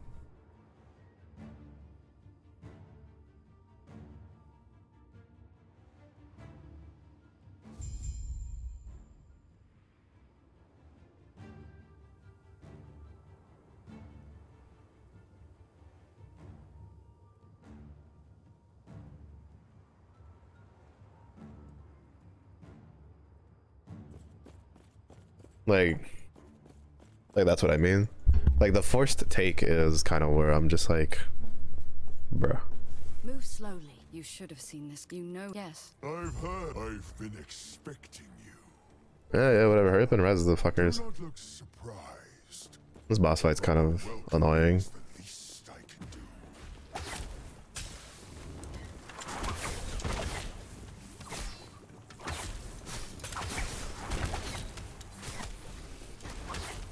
My loyalty is eternal. Now die.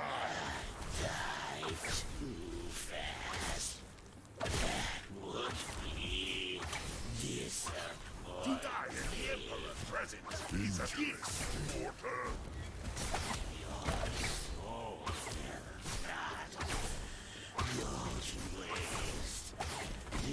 Like I get they're trying to make a point that these guys are immortal as long as the guy's alive, but it's still kind of boring that it's a boss fight where you're fighting the same bosses that you've already fought just at the same time. The Emperor is dead.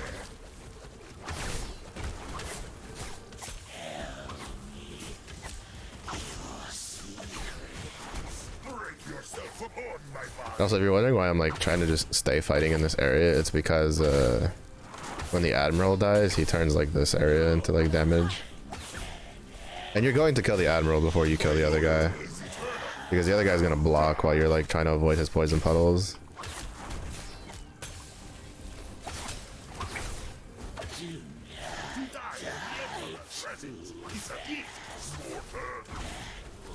He got fucking yanked while he was trying to do his ability.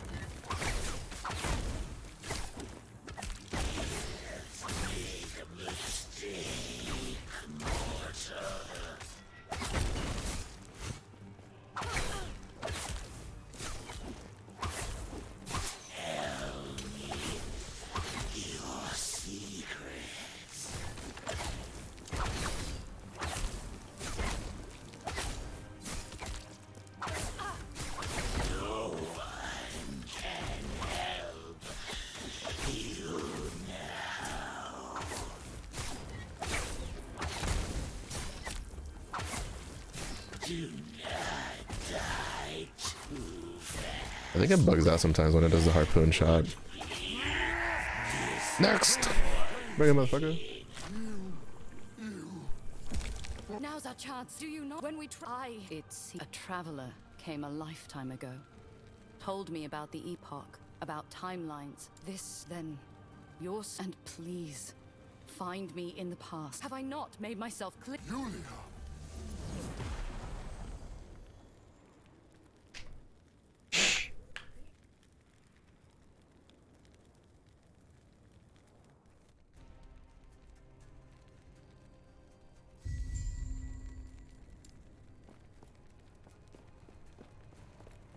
Time traveling motherfucker. Do you speak it?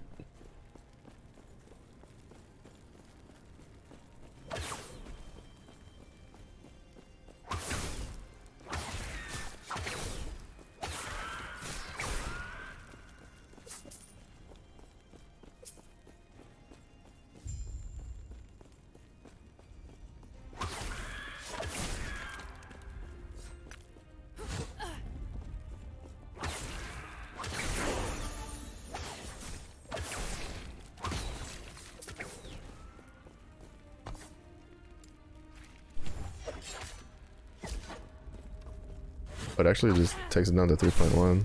I thought it would take it down to a flat 3 seconds. But I guess not.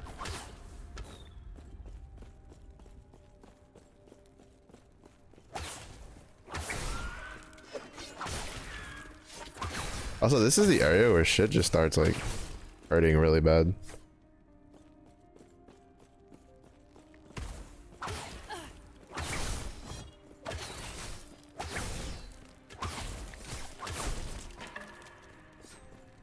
Like, shit just starts dealing a fuck ton of damage.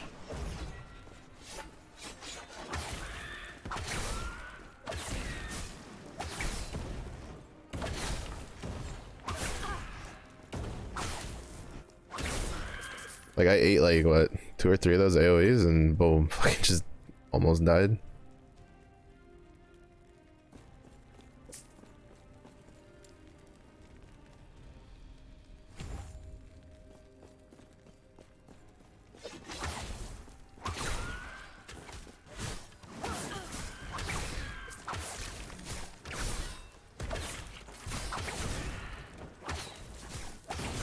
Game lag a little bit there.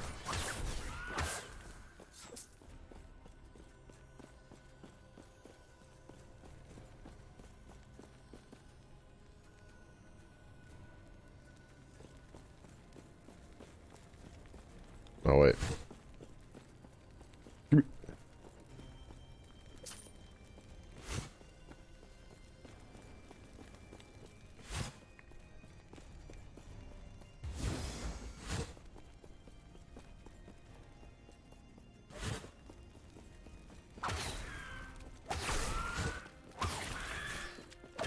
Have to be more more proactive with like my movement here.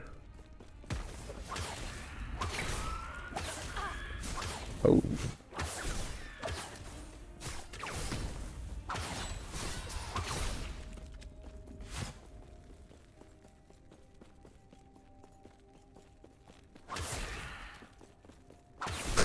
I just realized that with this hat on, it makes it look like I'm playing Seer.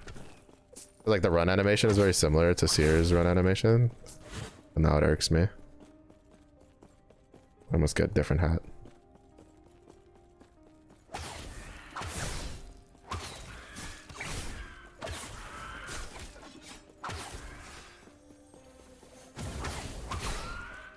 Get fucked.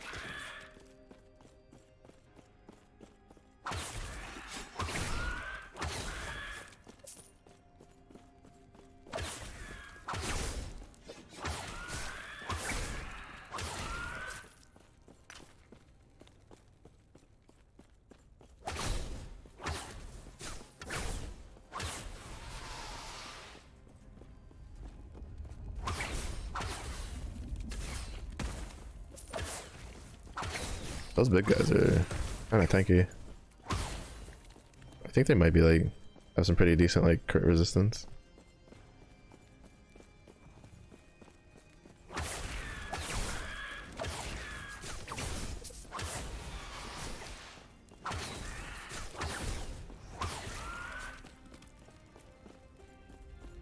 You dumb birds.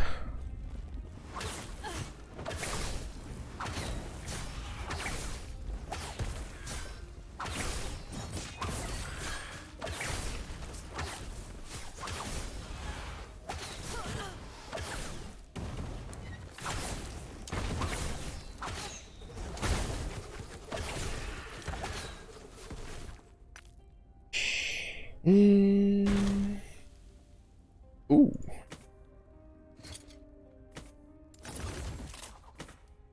My entire inventory was literally just crafting stuff.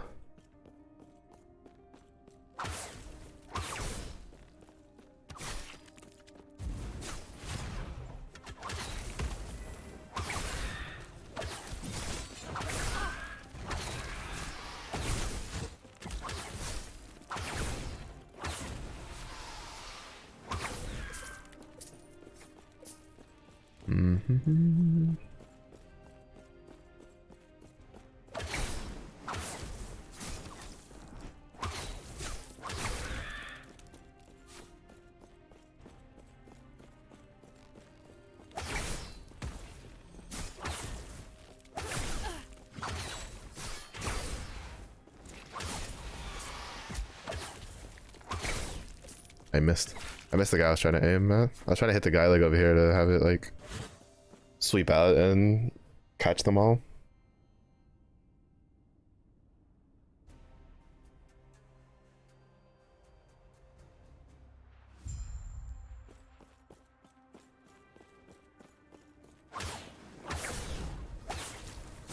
Do you fuckers ever expect somebody from behind?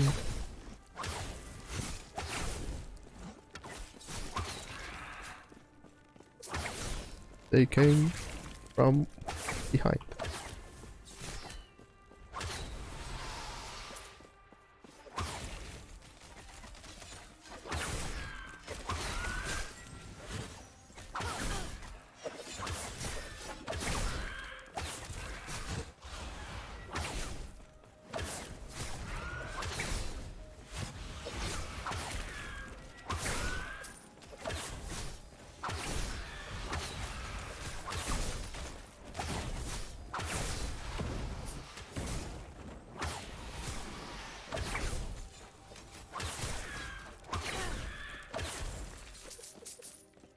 Sheesh.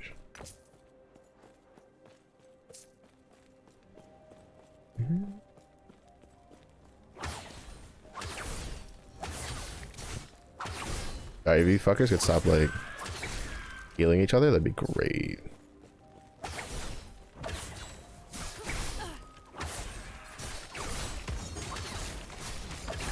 They were both at like half HP and then they turned to each other and they're like, be healed, my brother. And I'm just like, no. Be dead, both of you.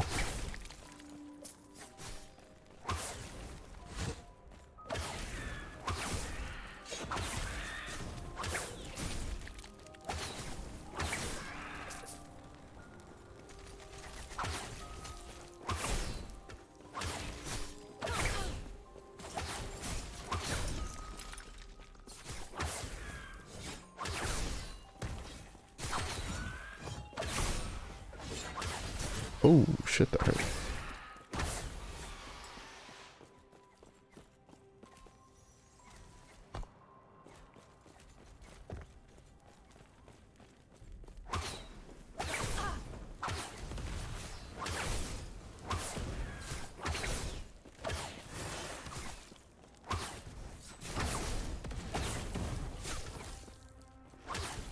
I mean, like, that's definitely something I wish, like, what is it?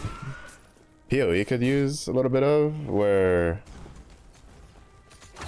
like, for instance, you can tell more of the dangerous modifiers, or like more of the modifiers that'll catch you off guard and probably get you killed, are marked on the enemy. Specifically the one where they'll revive. after a short period of time, or if they'll summon like a twin, right, at half HP. Like if they have the ring over their head, they summon a twin at half HP. If they have like a little green flame, then then you know they're gonna revive after a short amount.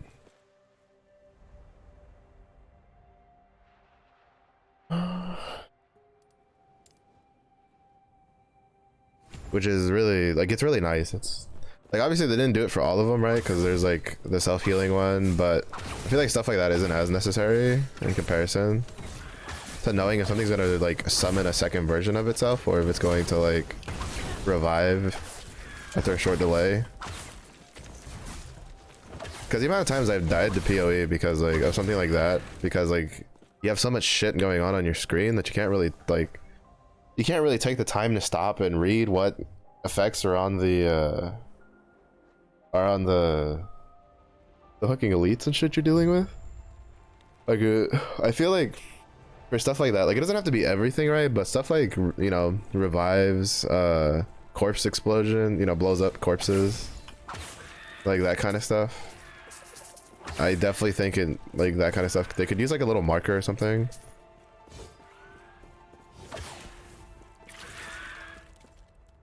Because like sometimes people could be just like, oh, but you know, the corpses have a marker that appear, and it's like, dog, you do not play PoE if you don't know.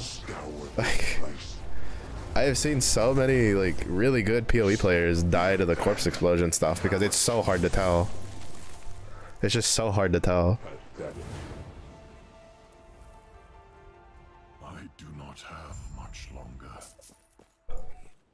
What's up?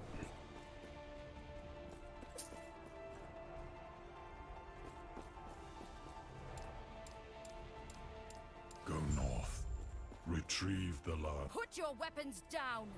Kirot, my lord. And who are you? Did he find one? Here, I said. Here, come.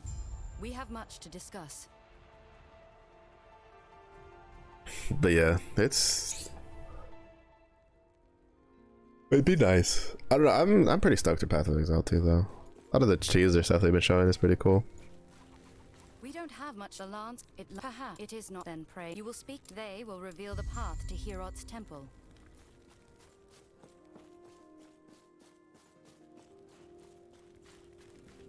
Yes?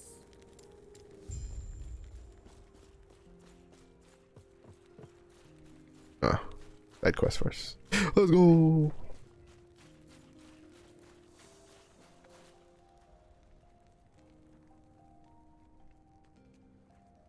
I would say so far, like the rogue armor, the model wise, at least for like leveling stuff, not very impressed. Not very impressed.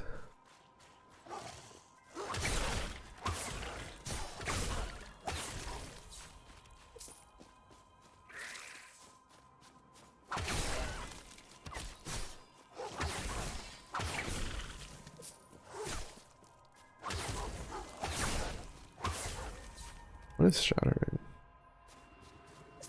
No, it's not melee lightning, it's the other one. Oh, melee cold damage is shattering.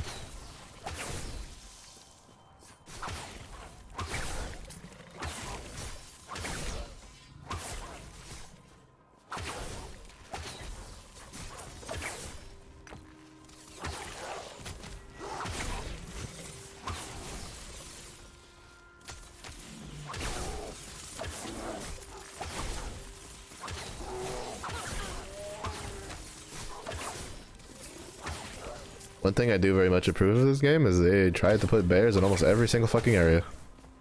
There's void bears, there's the weird like sword bear things that teleport to you, there's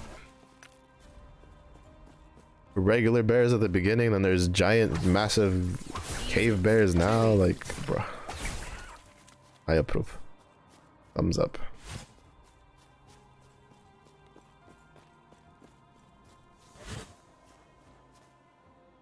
I very much approve.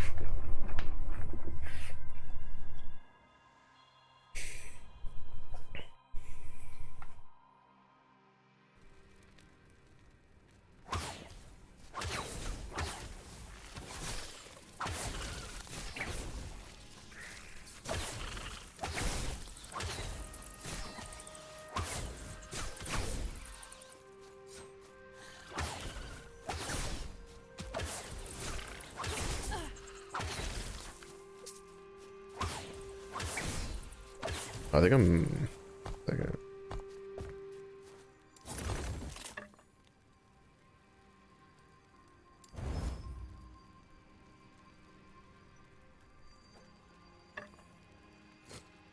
Now we've basically used up all of the forging potential, which means that if I want to make a better, like if I want a better bow, I have to get a different bow.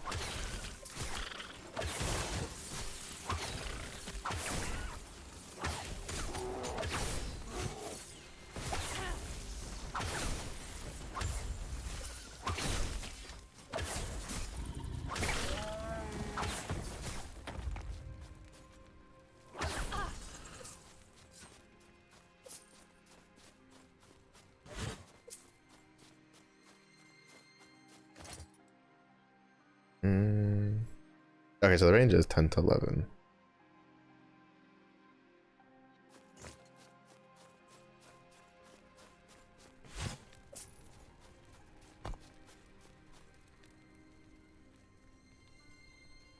Go this way then.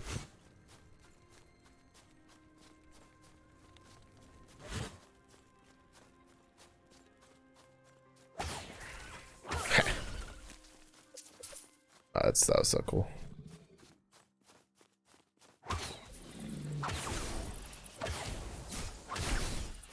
I think the forging potential mechanic's kind of interesting.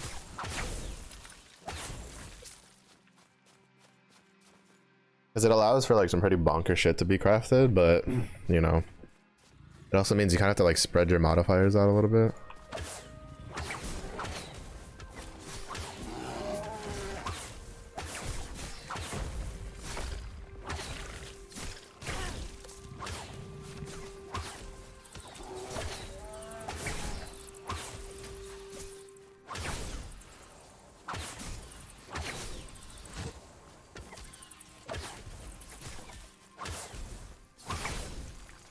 Yeah, after this for shift, we go back to maxing out all the healing stuff. So one more point here.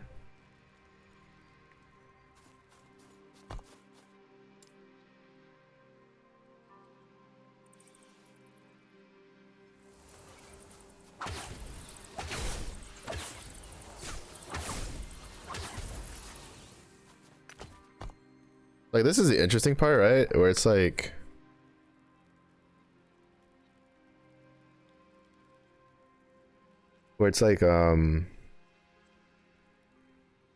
this, like, you hit shift and it's telling you it throws shurikens. But as you can tell, the big difference between this and then the hail of arrows from the passive tree is that it doesn't say that it's not affected by the skill tree of shuriken.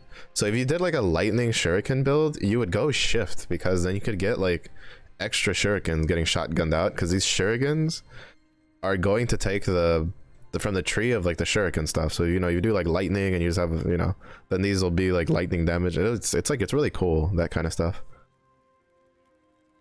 Like, I think that where if you cast like an ability right with another ability but it still uses the tree is such a big, like, big brain move.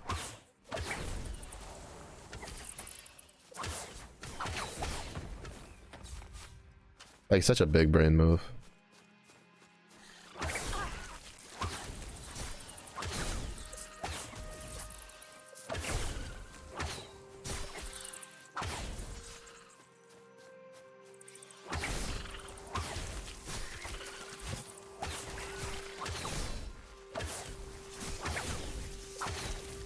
Also, I think Soulstone survivors will probably make a comeback on the stream at some point for maybe like a game for taking a break on, specifically because like there's supposed to be a pretty big update for it. I don't know if it already came out or not. I haven't really paid attention, but they're adding a bunch of new weapons and shit, and I haven't played it in a long time, and I didn't even unlock all the stuff that they added in the last couple updates, so plenty of stuff to play.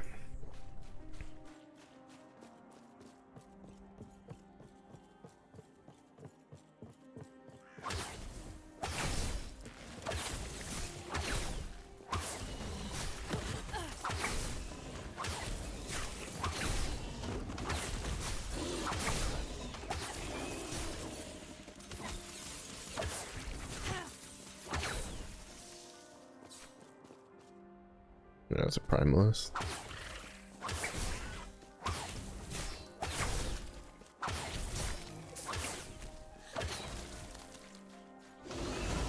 Oi, calm down, buddy.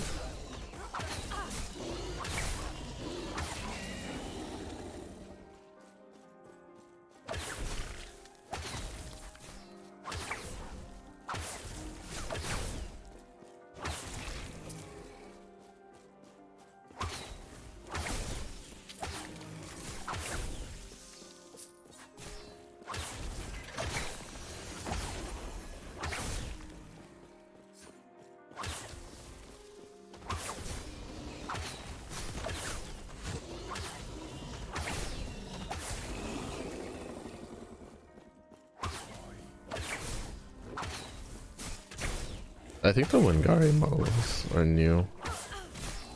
I don't. At least I don't remember the antlers being so announced.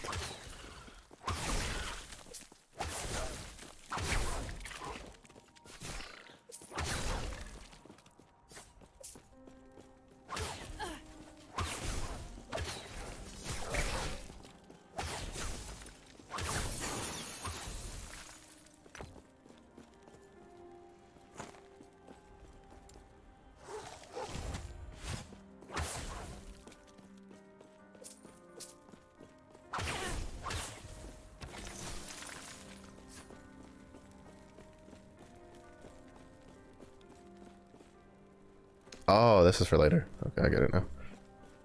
I'm saying that's after we get the lance. We can summon a bridge of ice.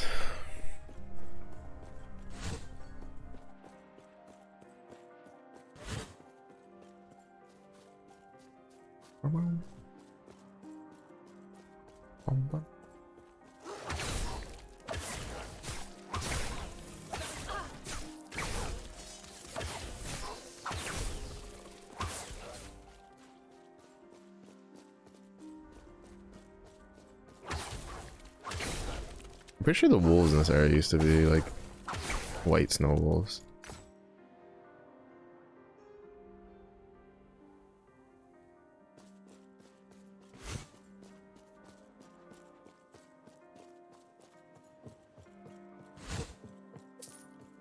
Money.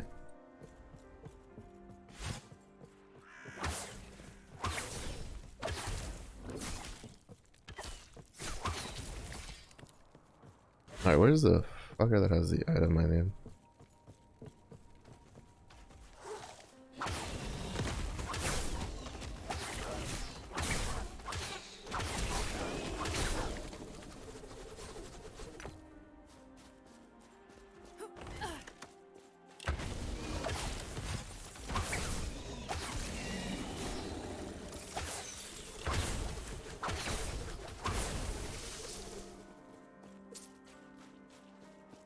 I'm assuming once we convert that to fire, it'll be dealing a shit ton more damage.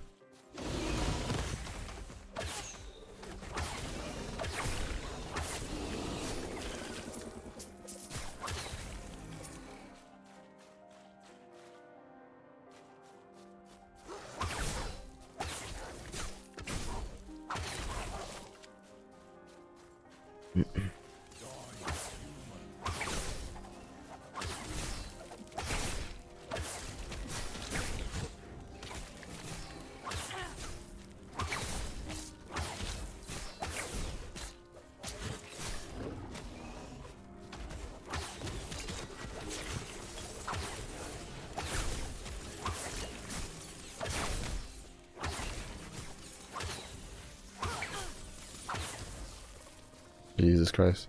The tigers, the souped up tigers are always kind of a pain in the ass to deal with. Because they're really strong. And they fast. They fast as fuck, boy.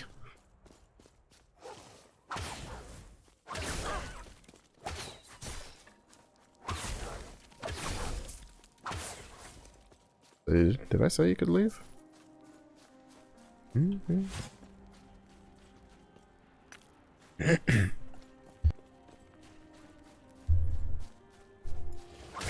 Rude. Back it up. Social distancing.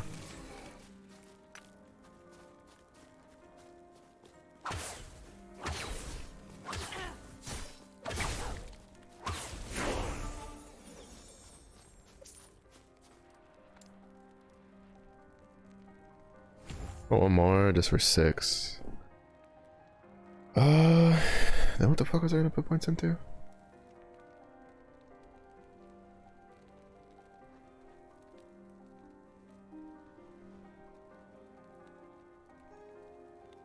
I think I'm just put at least 1 point here. I guess I could put another point here. Just have the increased damage.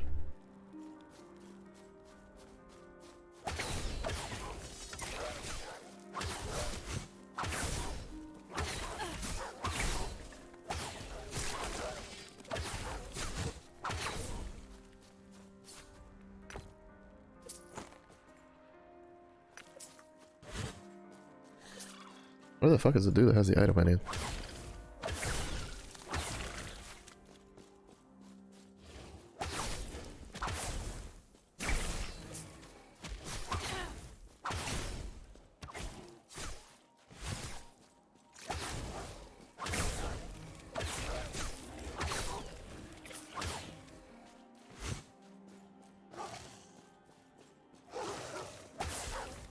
We made it over to the other entrance.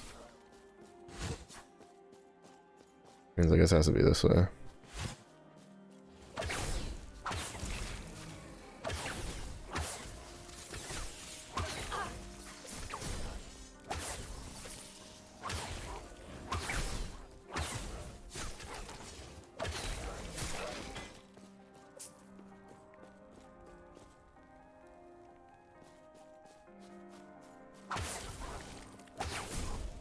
Easy.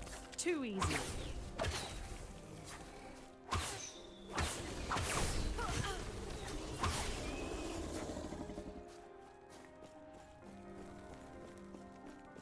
I don't remember where it is.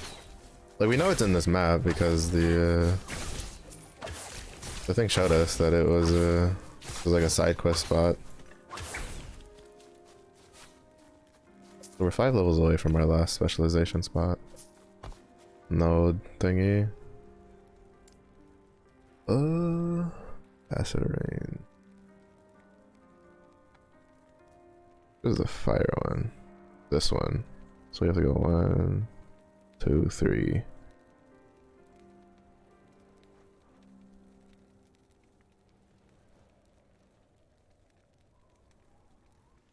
Was there a mana one?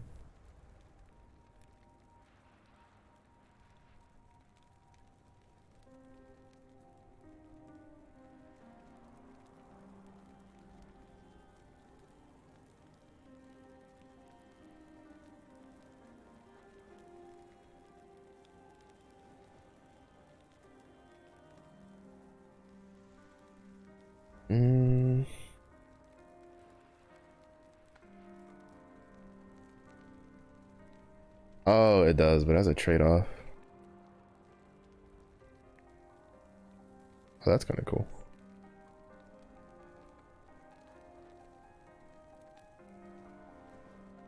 Yeah, we put a point here. Put 1 point here. Put a point here.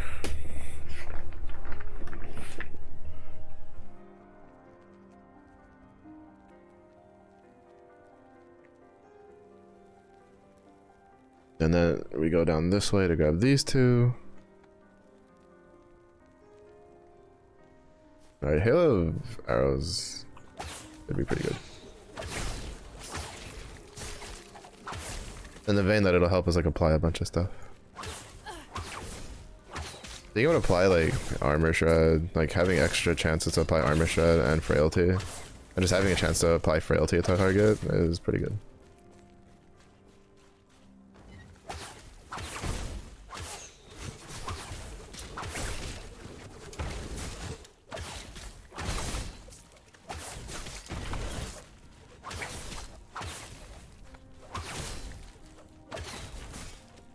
Yeah, those big fuckers hurt. Bruh. Like, hurt.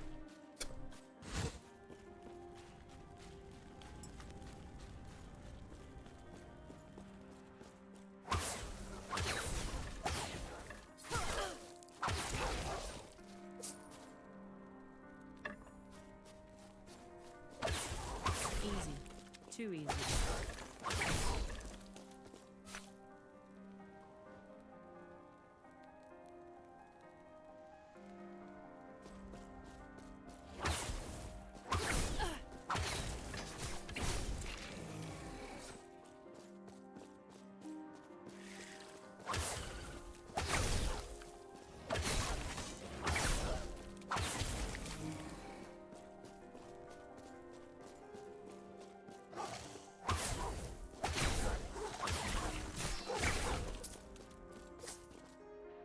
Might have to hunt down every damn ever on this map.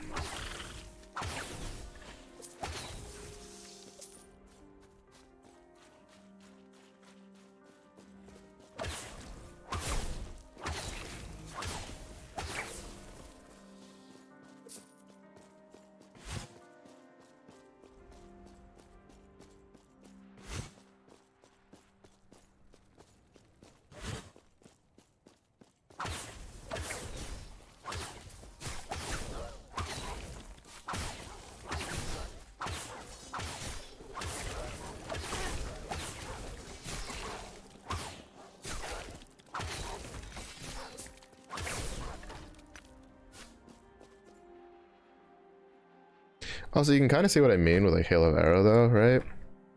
Like, the fastest way to get to Scorched Earth is to grab the, you know, is 1-1-1. But if you didn't want to get the reduced radius, you could literally just go 1-1-1, 3-1-1. Like, it's a longer way, but you have another way to get here without taking the reduced radius. Now, to be fair, -6% is nothing, especially since 1 point here gets 25%.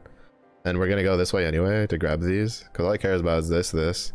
I don't really care about this. Then we grab these. Like... But as you can tell, like this one, like you have other ways to get to this node. Like if you didn't want to take this.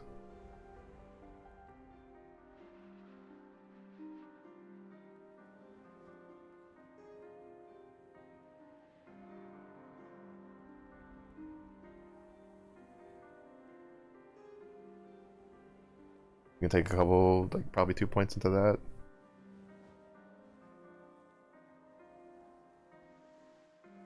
Take a couple points into that, like.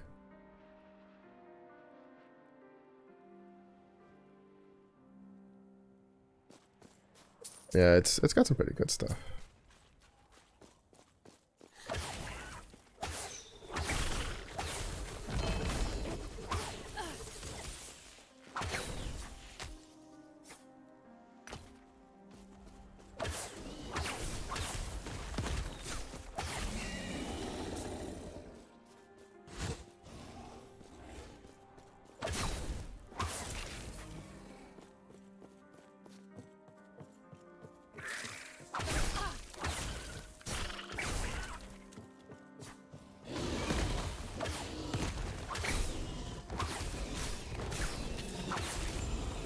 Finally, holy shit.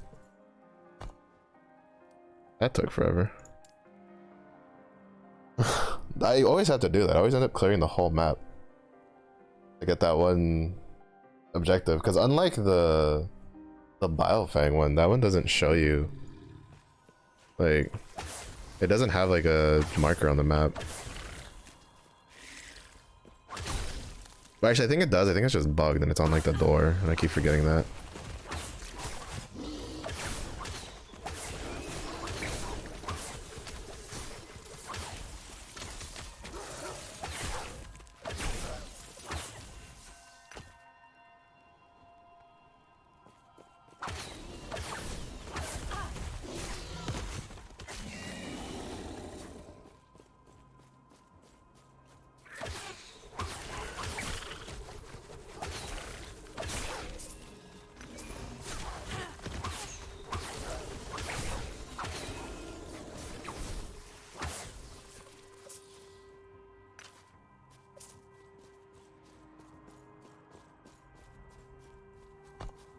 I'm actually looking forward to when we hit 50.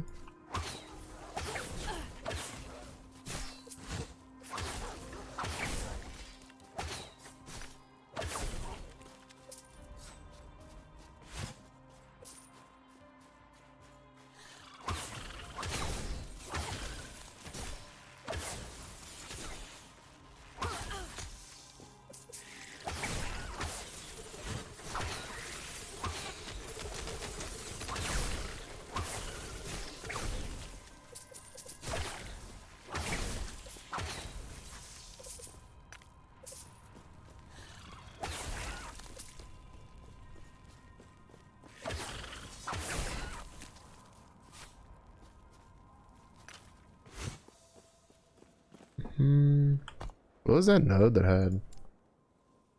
There was a node that increased the duration.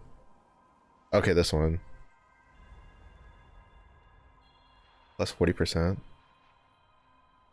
Should be plus 60% if we go for it. We might go for it just because why not? Yeah, this because we could go like, so we go like 111, 111, and then 221, and then we go, and then after we're done with this, like we max out. Well, probably not max out, but probably put like 3 points here. Like have this at 3, have this at 3. Probably put like 2 points here for 50%. Maybe take the damage ones, max those out.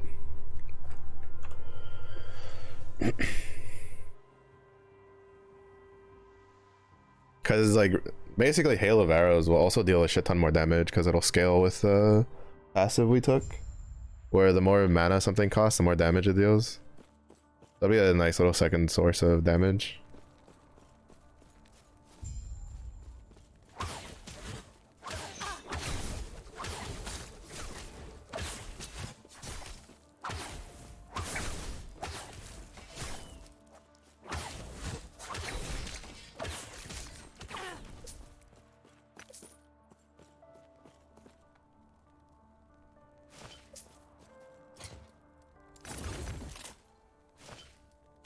It's always funny when like most of your inventory is just like crafting stuff and you push a button and it all goes.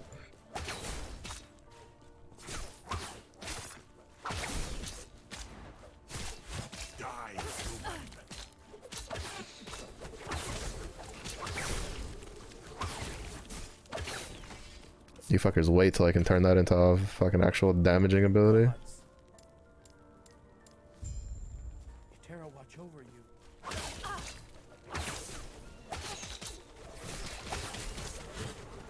I mean, to be honest, it deals a decent amount of damage on its own.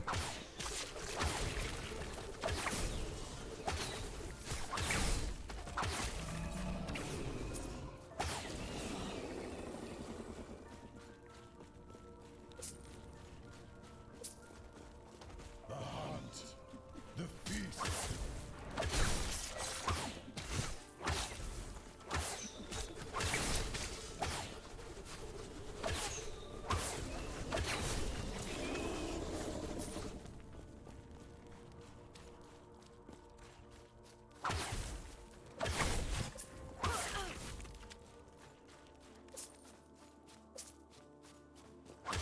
I would say I do wish I could kind of zoom out just a little bit more.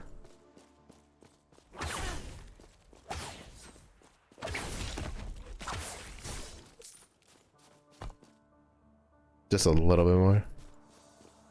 Nothing super crazy, just a smidge more. Especially because these guys, they like charge in fucking out of nowhere.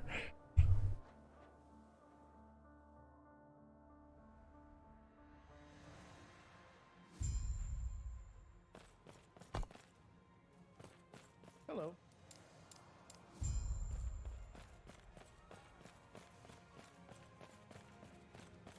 The hunt. Feast.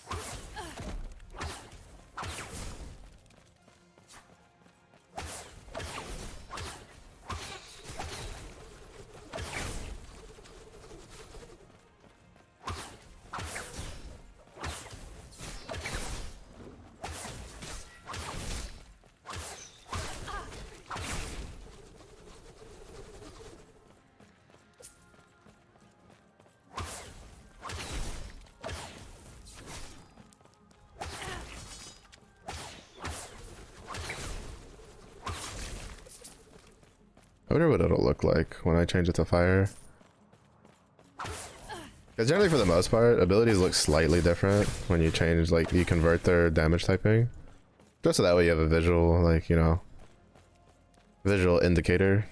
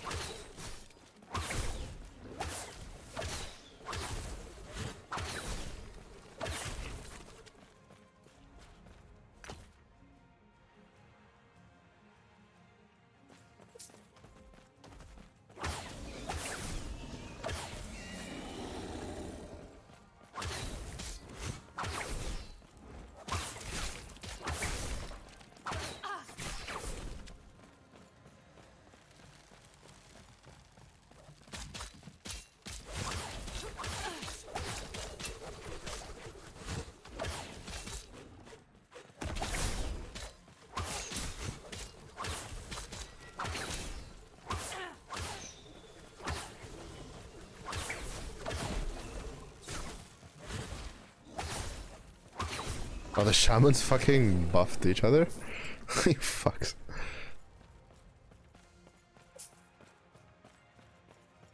They buffed each other?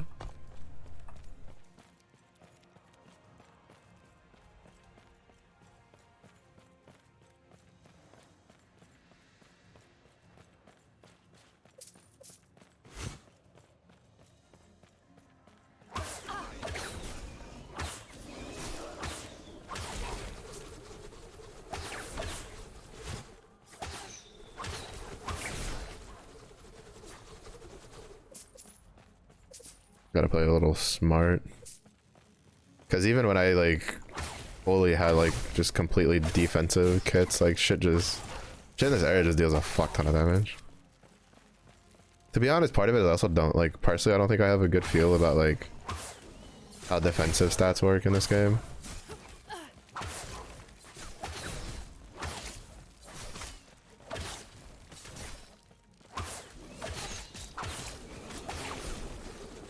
Because I remember at least the first time I played a lot, like, I had a druid who was a werebear. Who was like, I took like pretty much all the passives that like reduce how much damage he takes, like increased resistances, like stuff like that.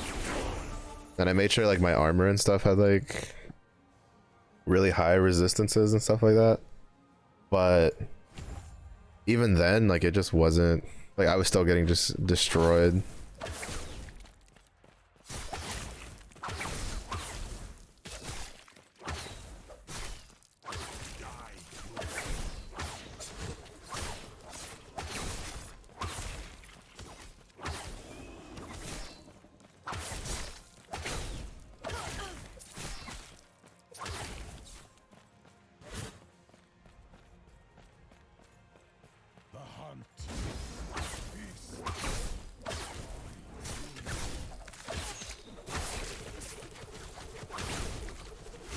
My loyal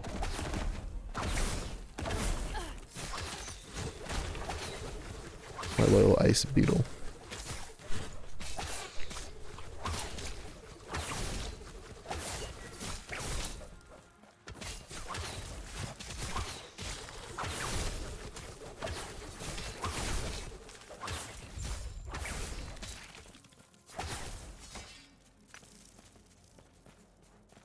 Nice.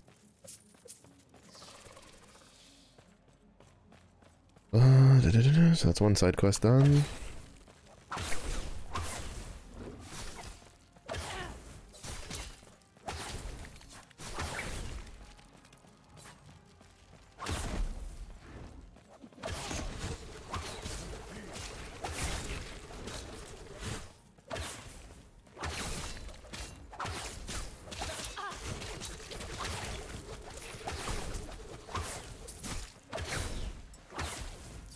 Holy fuck, these guys just deal a shit ton of damage. He hit me once, I took like half my HP.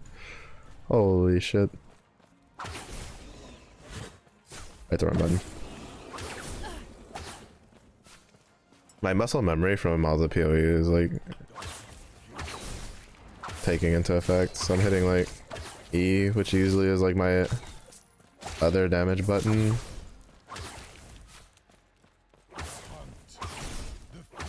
Actually, what do I usually have on E on my builds? I don't even remember anymore.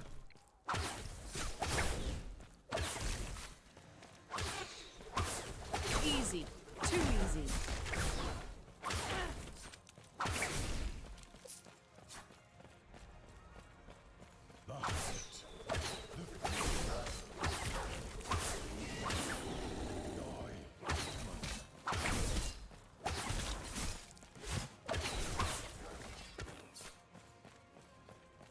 I don't actually even remember what I usually have on E. Actually, isn't it a defensive thing I usually have on E? My beasts will eat well.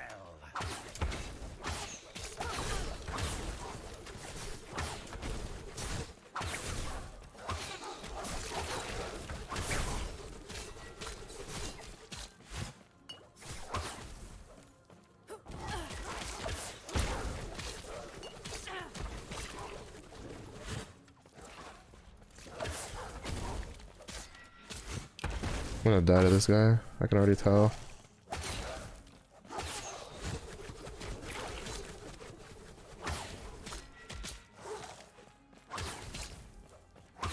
Especially because he stuns.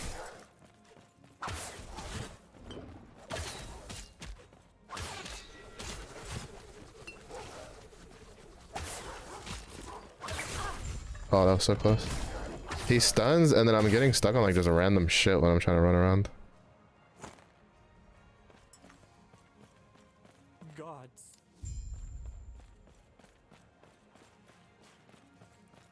He stuns his high attack speed, like his range, like Jesus.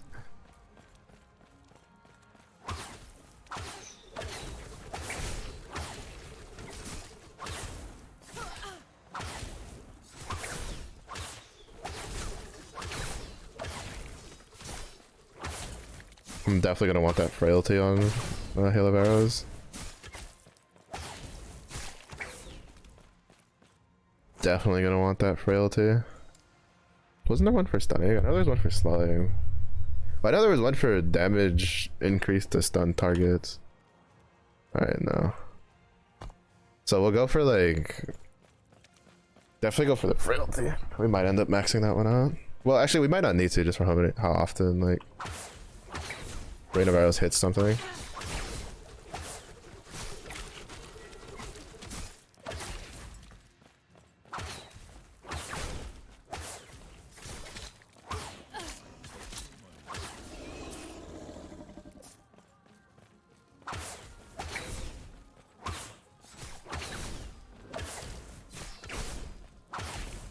Because we're also like pretty close to the level, right? Like we're 46. The average, like the level area is 47. Not like we're under leveled. It's just shit hits really fucking hard here.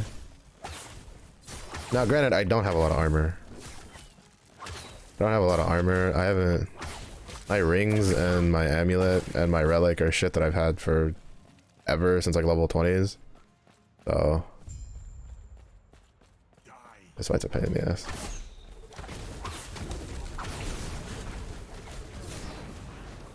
Shift is kind of bugging out a little bit, but I think it's just because of like lag on the fucking... We're playing online.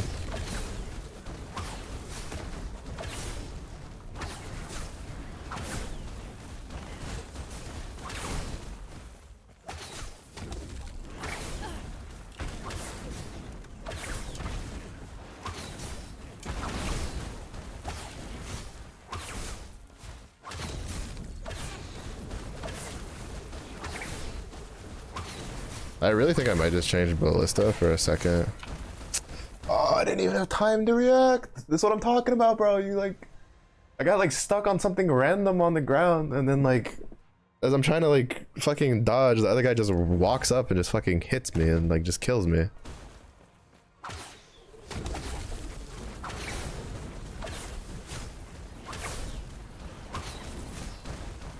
Alright. Oh, that's what happened. I got stunned by the fucking...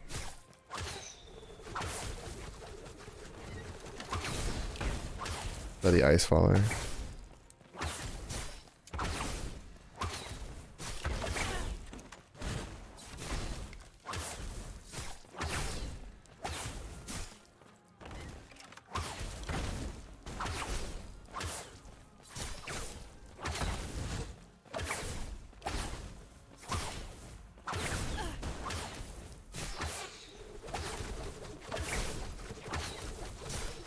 Like, we were doing so well, and then I, like, didn't pay attention for, like, 2 seconds and just instantly fucking died. It's so hard. It's so rough, man.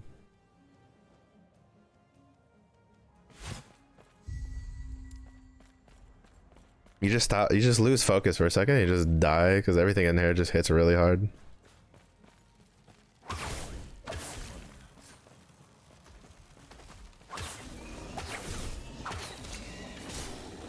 Again, part of it is just that, like, defensively, I just don't know what stats to go for just for survivability. Probably dodge for this guy.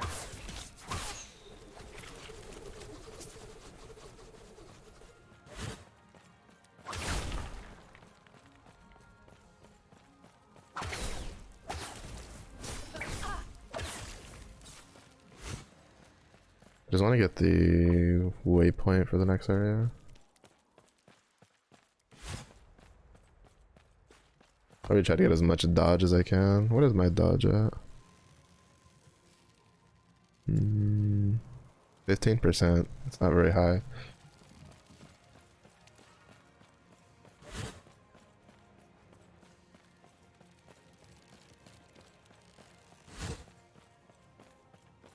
Wait, wasn't there?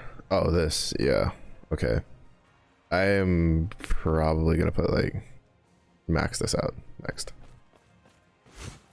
Because move speed in ARPGs is king. And you try to get it in any form or fashion or way that you can. Because if you goes fast, you tend to not get hit as much. Like, I think if we had that buff there, like, at least like to 1 second, we'd probably be okay. So I'm gonna max it out because it'll be 1.5 seconds. It's 3.1 second cooldown. So like half the cooldown is gonna be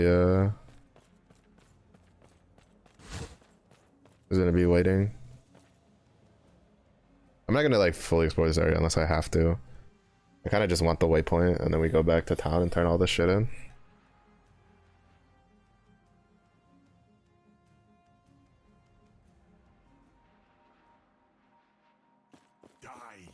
Oy, calm down. Holy shit. Y'all didn't even offer me like tea or nothing. You just fucking started blasting. Holy moly.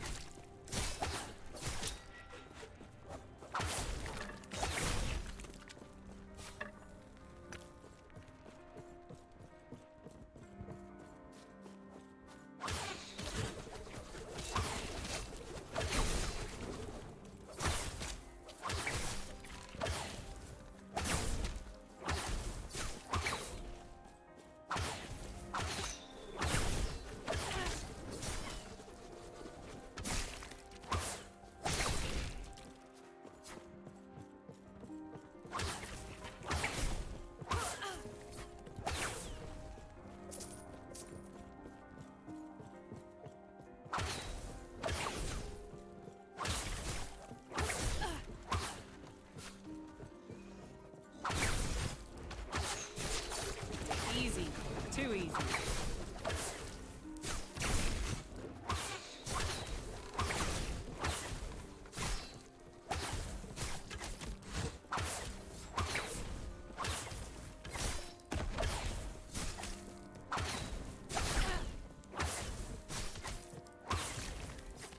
Fucker. Stop shielding shit. That buff lasts a long time too.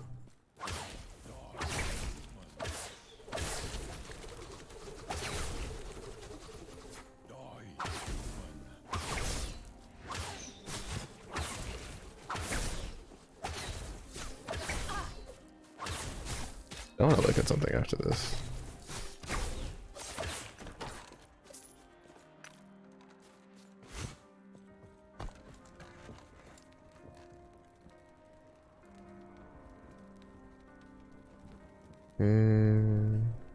Hit damage, slow duration, more damage, with a double shot. Oh, these are kind of boring. I was hoping to see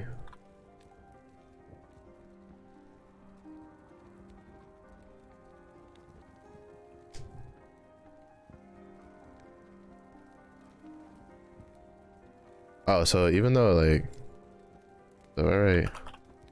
Okay, that kind of sucks.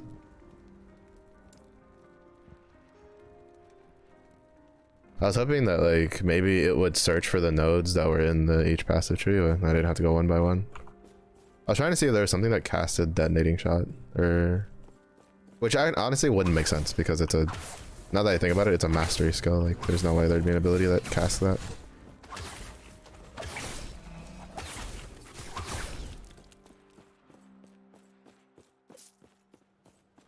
I was hoping that maybe like there would be something for multi-shot, you know, like every X number of casts, like cast like a detonating shot or something, detonating arrow.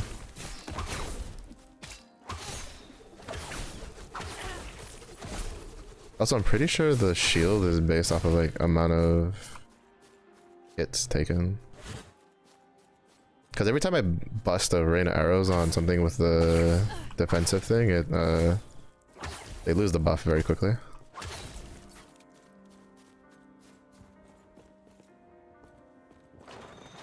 So I'm pretty sure it's just based on amount of hits. Like it does it for like an X amount of hits.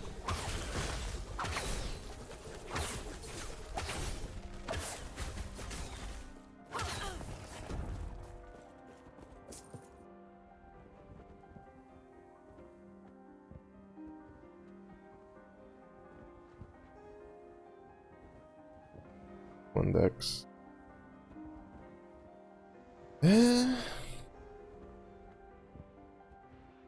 Plus one a decoy I don't really care for.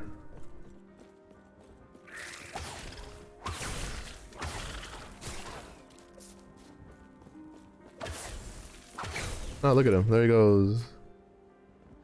It shows you like how they get rid of the corpses. They make it go down the like under the map. That's actually kind of funny.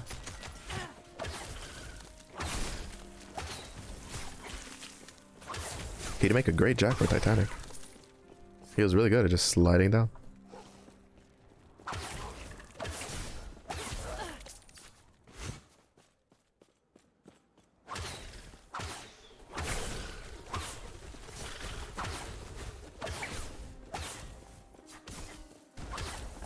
Get less stunned.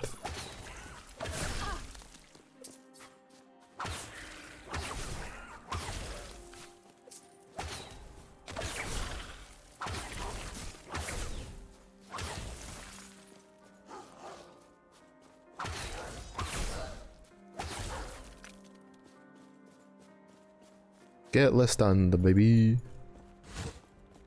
Alright, I think I should have a waypoint here. Like, I'm just doing this to try to get a waypoint so that way I don't have to run all the way over here when I get a dungeon key.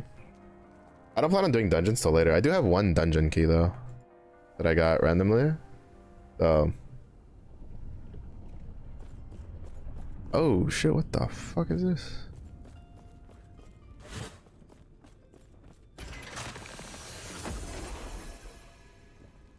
Oh. Oh, this is not what I thought it was. Is this just like a... Ooh, interesting. We'll look into that later. We'll look into that later. That's either one of two things. It's either PvP or it's like Horde mode. And if it's Horde mode, I'm excited. If it's PvP, not very excited. Not very excited at all. Yes. Gods be with you. The nomads told me what you did, and I must say, I am impressed. Yes. Nice.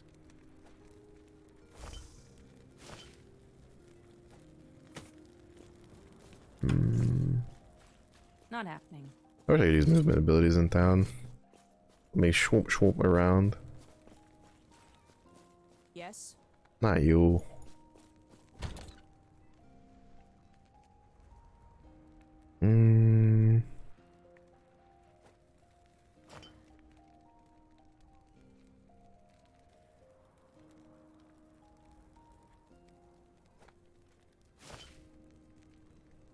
I haven't gotten a lot of the horizontal ones or the single ones this time around. Usually I have a lot of both of those. Oh, he's okay. Wait, do I have any? Yeah.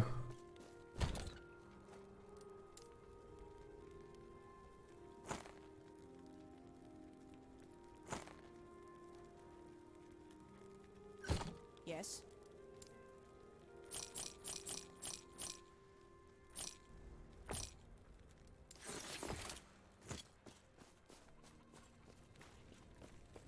Basically always run around trying to, if I have enough money, if I have a decent amount of money, which we do now, I always try to just buy the I always try to buy the Runes of Shattering every time they're up in the shop, because you go through a lot of those. At least I do.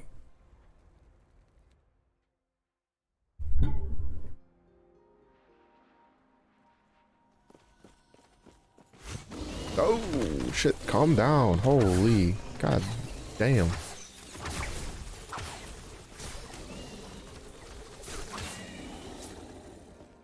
Yeah, damn.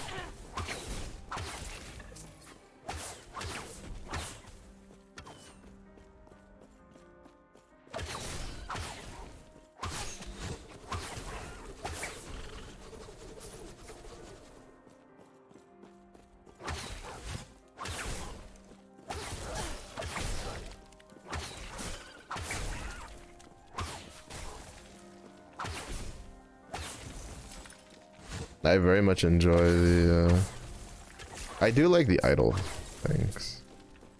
These things.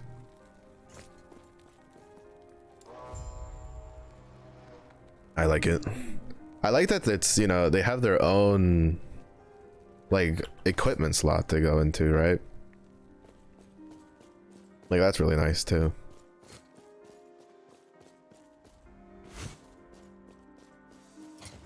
Wait, what the fuck is this? I guess for micros. But yeah, I do very much enjoy that because that's just like another level of customization. Now, in a way, like, you know, if you're someone who really likes min-maxing, you might not necessarily like it because you're like, damn, that's another thing of grinding I have to worry about. But at least like the ones I've gotten, like, oh, those are definitely a new model. The power spike doesn't seem to be as big of a deal. But I, like, again, I've never made it to the end game, so I don't quite know like how relics at end game are. I don't even know there's like legendary, well actually, are there legendary relics? Or idols, I mean? I keep saying relics when that's a different like item slot, like.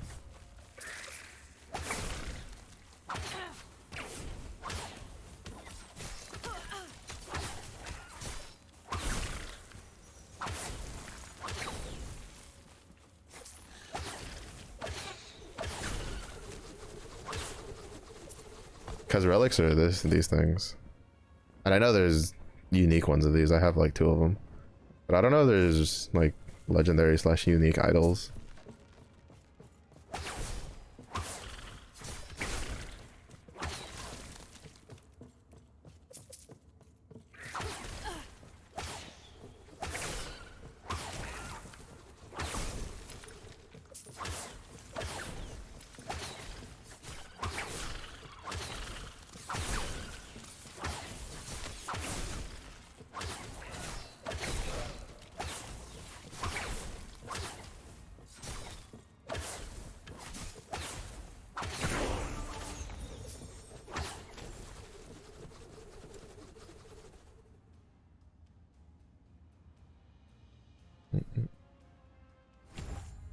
Yeah, because then we get increased mana regen, which will be nice. And then even more damage on it. Bow attacks deal increased damage to a portion of their mana cost. The point is, I don't know how much, like how much it scales up to, right?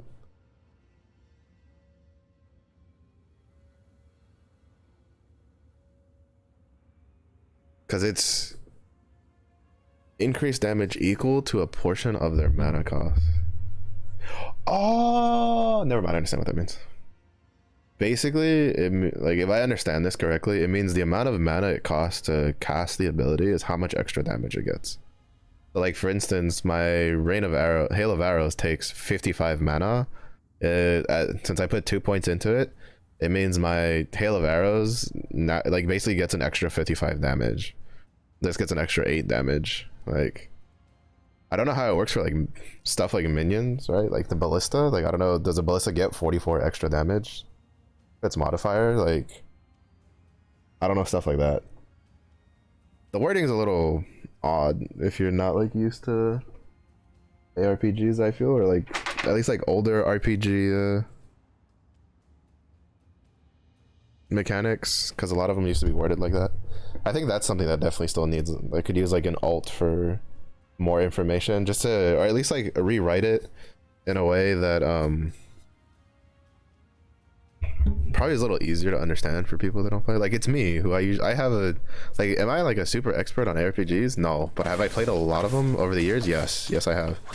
Like, and it took me like a couple. Like it took me sitting down, looking at it, and then reading it a couple times to understand what it meant.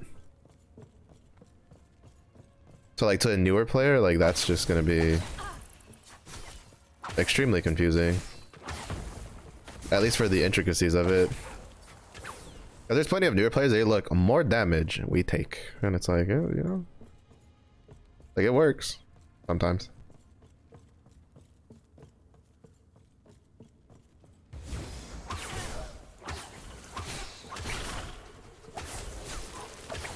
Not all the times, but it tends to work for the most part. That's why I took it, right? I looked at it and I was like, I was like, well, it's just giving me more damage per mana cost, so it's like it's going to be like just extra damage. To be honest, just the increased mana and mana regeneration by itself is worth taking it. Because casting fucking Hail of Arrows once takes like half my mana. I go into the negative if I cast it twice.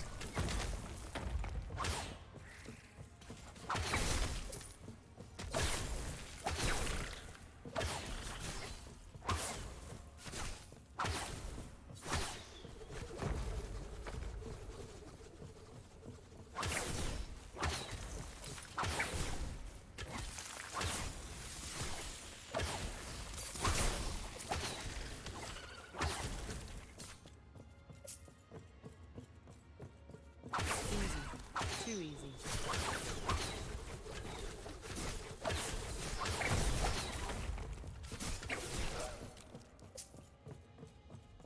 Fucker like did a backflip like twice. He was like, Paco! I'm like, alright. A shot in the face.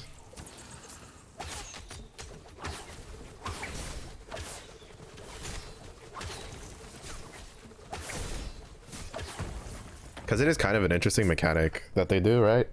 Like, in other games that have a mana system, like for instance, I have 105 mana, right? It costs 55 to cast Hail of Arrows. In most other games with a mana system, you can only cast Hail of Arrows once, and then you have to wait to get back up to 55 mana before you can cast it again, right? In this case, if I cast Rain of Arrows, it's like if to cast it twice, I need 110 mana. But what'll happen is that as long as I have more than 1 mana, it'll, well, actually, I don't know how much the cutoff is, but basically you can go negative in your mana. So like if I hit the button twice, like if I do this twice, it's on cooldown, but if, you know, if I keep hitting it off cooldown, I'll go negative, right? Like I was like negative 20 mana for a little bit there. Which is pretty interesting.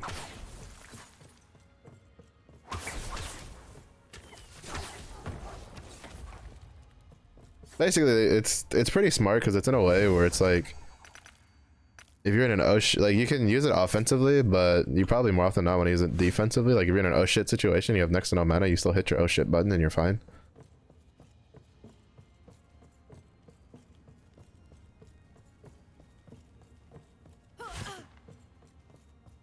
Or at least like the oh shit, well maybe not necessarily fine, but at least you'll be able to hit your oh shit button. As long as you didn't go negative into the mana.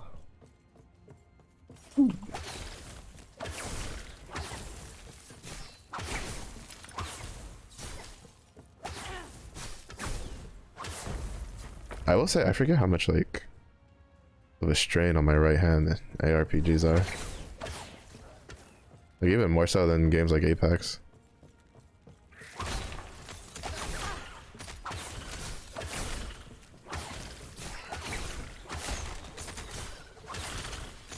To be fair, part of it is also I'm playing a build that I can't just like stand and fight. I have to be moving a lot if I don't die.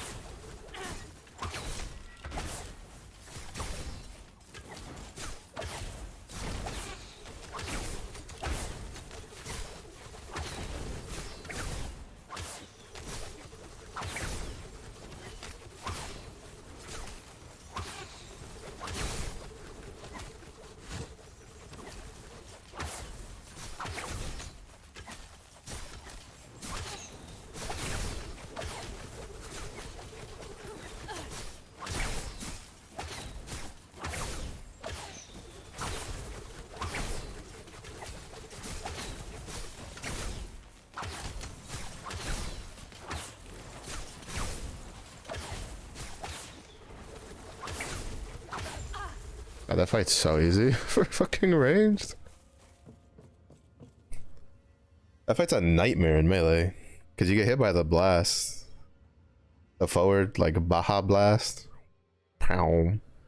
For melee, when there's like 6 of them around you and they all shoot at you at the same time, you're like, oh my god. Shit hurts. It's so bad.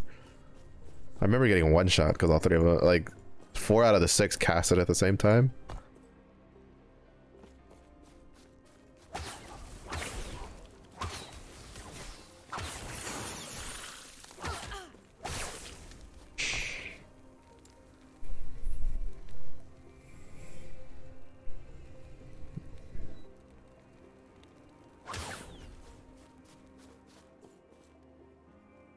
What else did I want on this?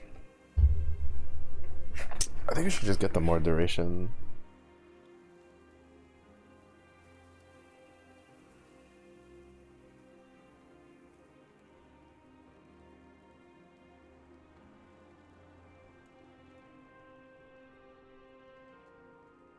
It's just, I don't know if I want to stick with ballistas. I just don't know what I would drop it for, because acid flask is kind of whatever. I mean, like, armor shred is nice, I guess, but I was using it early on and it just does not feel that good. And I can't turn shurikens into fire. I mean, like, I could use shurikens to regain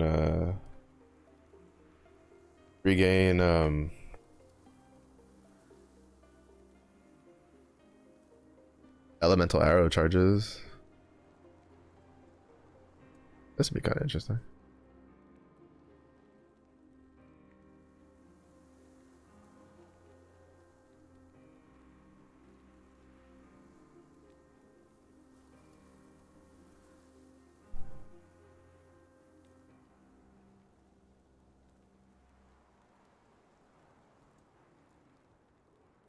Don't really need that since we have shift.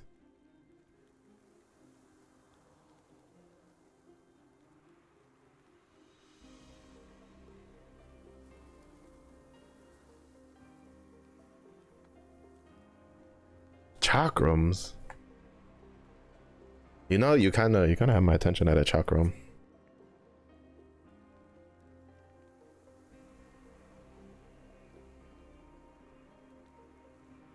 Oh, that's cool. Doesn't increase the mana cost either. But I'm assuming this doesn't work with this, does it?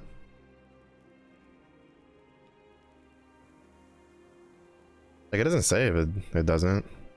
Like, that'd be interesting, right? You have your chakram just goes around.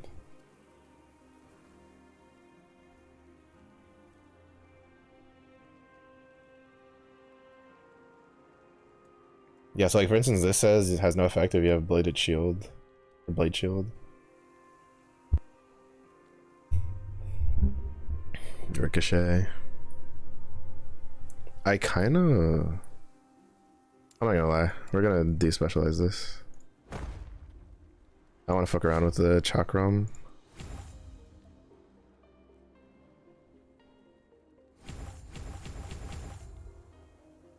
We need to level up once.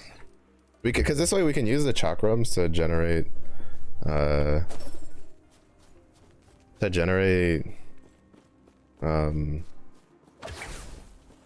elemental arrow stacks for cheap.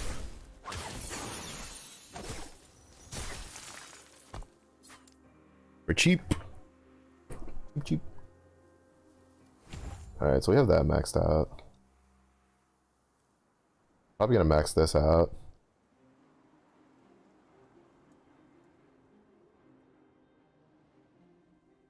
I mean, I kind of want to, let's see. This is plus 10% damage. This will be 2% damage per 5% missing HP. Yeah, we'll go this way. We'll put 1 point here and then 1 point there.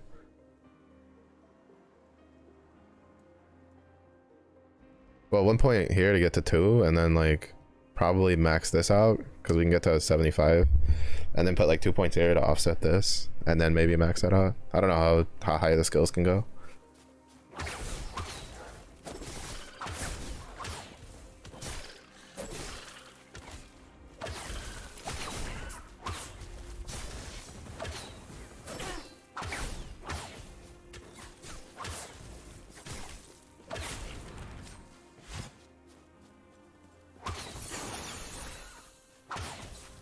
How's Chakram's not leveled up yet? What I want to know. Because it's supposed to have accelerated XP until 13.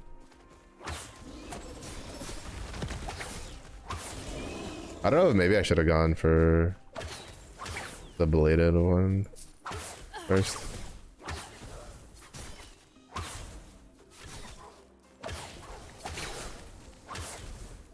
Maybe we should do that instead.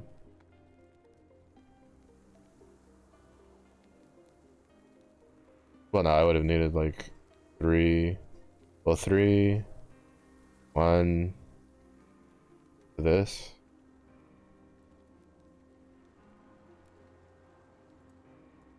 Because like I want to get the chakram and then we're just gonna go this way. Because I want to see if like chakram works with bladed shield, with blade shield. I don't think it will. It'd be cool if it does, right? Easy. Too easy.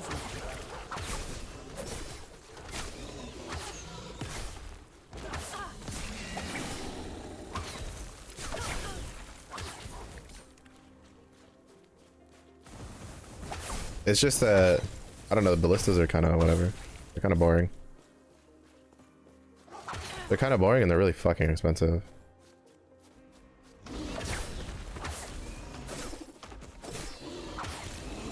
Also, we deal like no damage with the shurikens because we have like no physical damage bonus.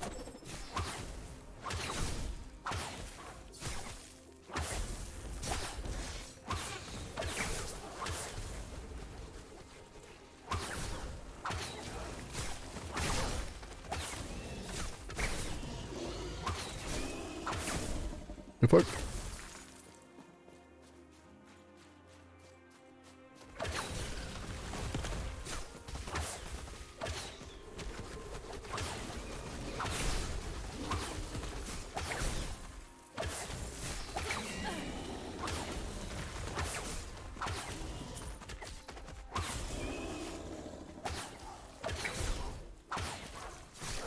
Now he jumped backwards when I threw the detonating arrow at his buddy and he got caught with it.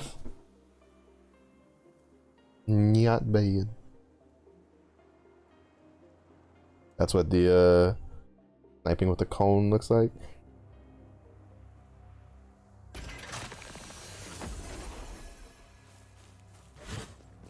You're alive.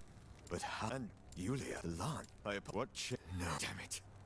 I'll avenge him. His lance went to you not until I wanted. But Oh, this guy used to be I must bald. deal with Raye. The lance is just up ahead. So they're connecting NPCs that you meet across the way. Before, this guy was like bald and he had like a hammer. I remember. And you didn't really meet him until now, but now you meet him at like the beginning. Because basically, like, when you start the game, you start in this era, right? Like the divine era. Like you start like, do you? Or is it ancient? No, it's definitely not ancient. I don't know if we can see it. I never opened the map.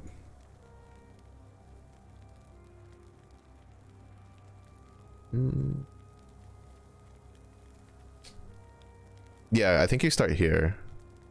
Yeah, you start here, like in the old road, Burning Forest. Like, so you technically start in this time era.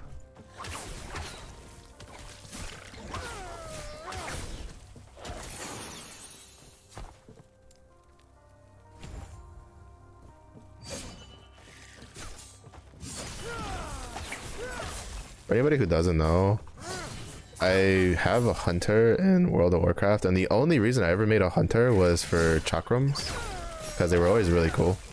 Because they go like, you throw the two and they go out, they crisscross, and then they go and then they come back in the same pattern, and it's fucking looks really cool. And then they got rid of that ability. I don't know if they brought it back, because they brought back a lot of like old skills with the talent trees. It was literally the worst, like the worst talent you could take for hunters. I gave no shits. I gave no fucks. I took that shit and I used it because it was just so cool.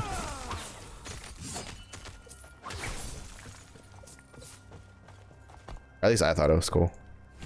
I had a friend of mine who she like mains Beastmaster, and she's like, "Why are you using chakrams?" I'm like, "Don't worry about it." I'm like, "Look, sometimes some of us we gotta use the shit we want to use, right?" And she's just like, "It doesn't even look that cool." I'm like, "Tell you, shut up, leave me alone. I think it looks cool." And then I think for a while it was like Beastmaster only, and then they made it like Survival Hunter. Oh no, I think it was like they made it it was like Survival Hunter, which is what I would play. Like back when Survival Hunter was ranged, and then when they made Survival Hunter melee, they took it away from Survival Hunter for whatever fucking reason. And I think they gave it to Beastmaster, and it was on like Beastmaster only. And she's like, "Why are you playing Beastmaster with chakrams?" I'm like, "Don't worry about it, because you know I'm still sad they took it away from." Oh my god, I got fucking stun locked by these fuckers. And it was just like, you know, there was like, why do I have a thing for throwing chakrams? I don't know. Alright, like I can't explain it. I just think they're cool. Don't judge me. Now I kind of want to make a lightning. Well, I'm gonna wait because I'm pretty sure, I have a feeling that Falconer is probably gonna end up being like the it's probably gonna end up being the throwing weapon mastery. And if that's the case, then I'm probably gonna make a Falconer and then just make like a lightning Falconer shuriken build.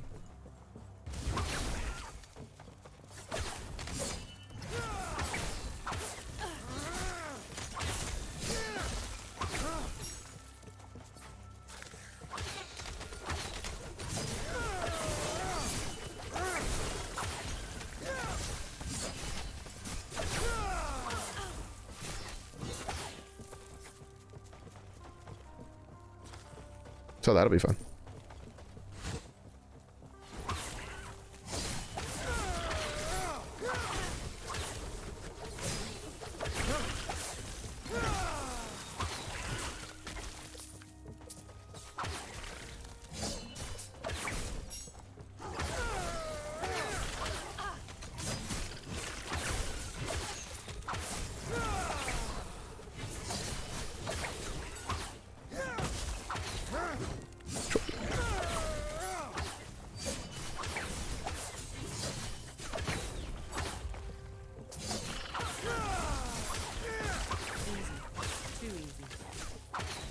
But it kind of only really makes sense that Falconer would be the throwing one, the throwing weapon one, because it's the only thing that doesn't have like a master.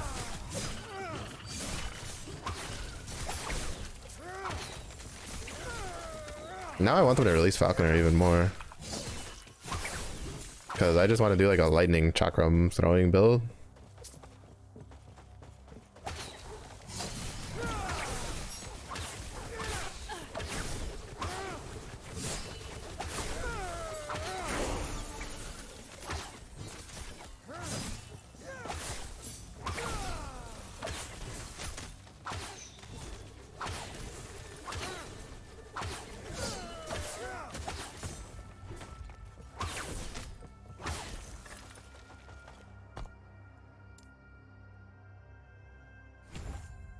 Alright, one more. And if it doesn't work, then, I mean, it doesn't really matter. We just take the point out. Like, we'll just respec it, take one point out, and then just put a point here.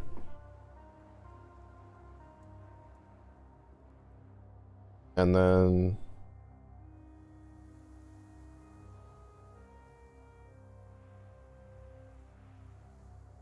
does not enable check. Fuck. That's why you have to like hit the alt just to make sure. If it does work with this, then we just max this out. We take like, you know, we'll probably put like 2 points here and like 2 points here.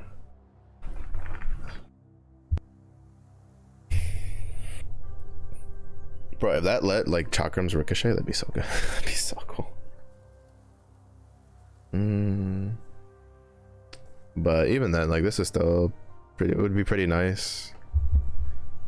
Ah, well, actually, not really. Physical shred is kind of whatever. Who gives a shit?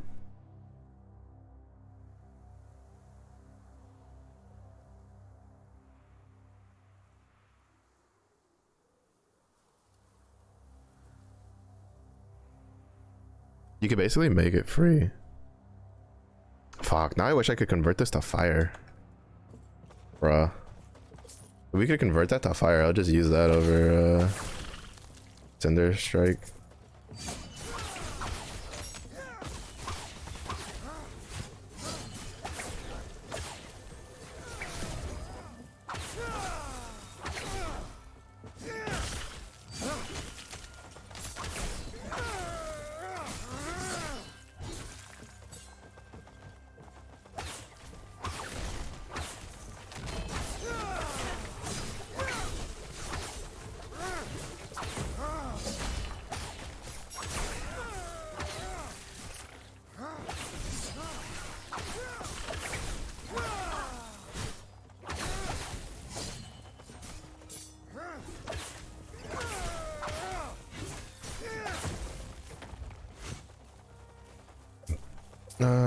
Into unique or set item of oh.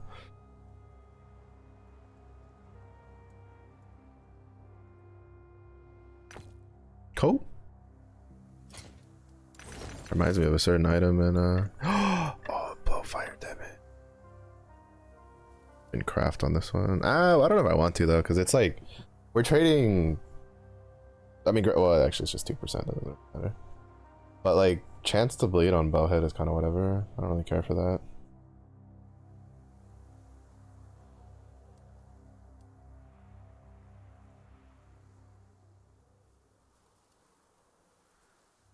I mean, you know, extra bleed doesn't hurt either, though.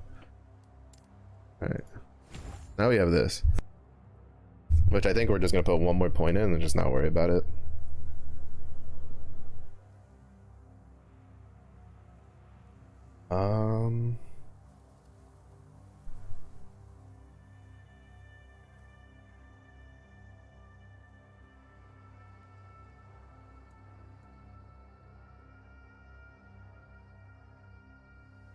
I might put like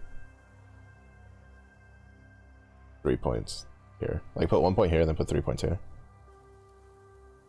Because this is extra attack speed and then because like right now, for instance, what I have is I have healing as long as I'm using it with an ability that doesn't like that costs 0 mana, right? I get 16 health and 8 mana back. Well, less than that because Burning Dagger costs mana. But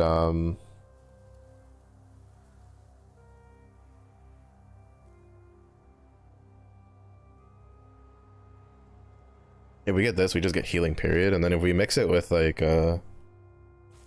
with Hail of Arrows, it probably like heals us for quite a lot. Probably heals for a decent amount.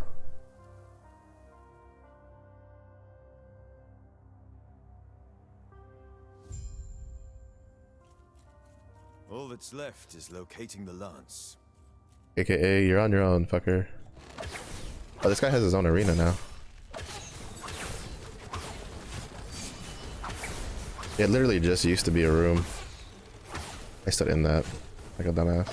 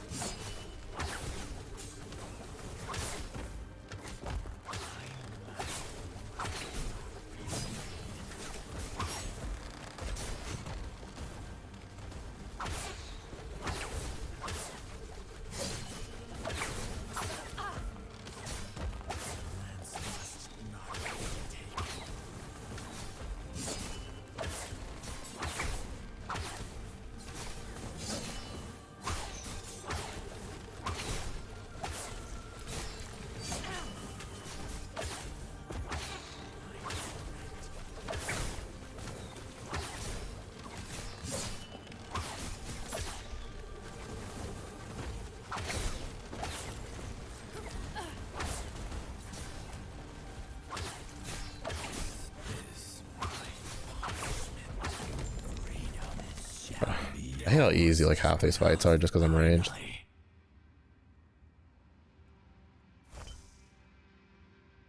Like, this fight's so hard as melee, from what I remember. Well, that would have been really good for a Blade Dancer one.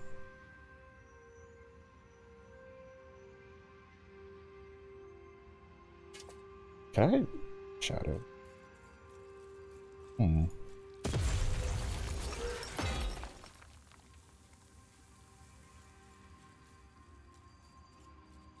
We have the land. Would you? But why? I'll give you one bet. Tell me more of this immortal emperor on our journey. Time to kill everything. Time to kill everybody.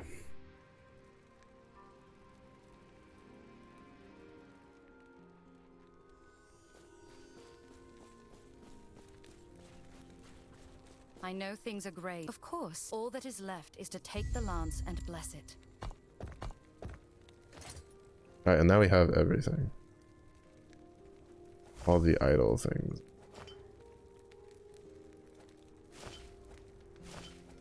Problem is, I can't put this on because this needs all these.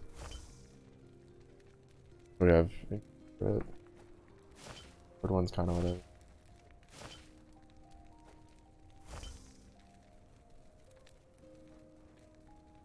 The increased poison and damage is kind of shit, but is what it is. I think it's better than this.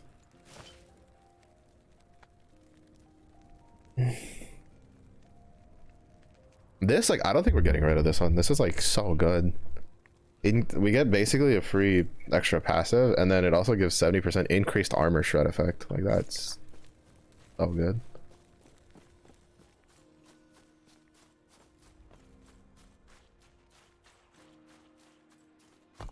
We're also 2 levels away from getting to kit out Hail of Arrows, so that way we can see how it'll deal, like if it'll deal damage and with all the fire and shit turned on. If it doesn't, like, I mean, it doesn't really matter if it doesn't deal a shit ton of damage, like realistically speaking. Though I might have to change like my plans because actually no, never mind. I'll probably have to grab like some bleed stuff, right? Fuck, I don't want to go. Never mind, we're not grabbing shit for bleed. Not if that's the only one.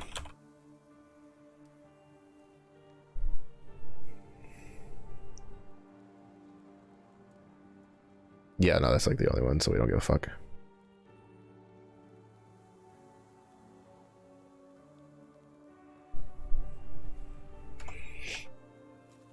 Don't give a shit no more.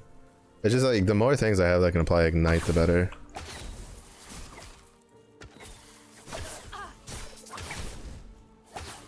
Oh, so it's not like an actual full hail of arrows. It's just it just drops down one thing for hail of arrows. I mean, that's not terrible. It's extra damage anyway.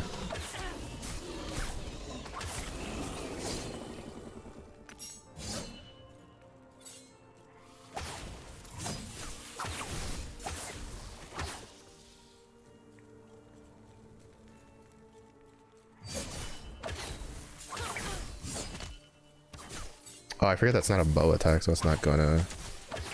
We might have to change the puncture then.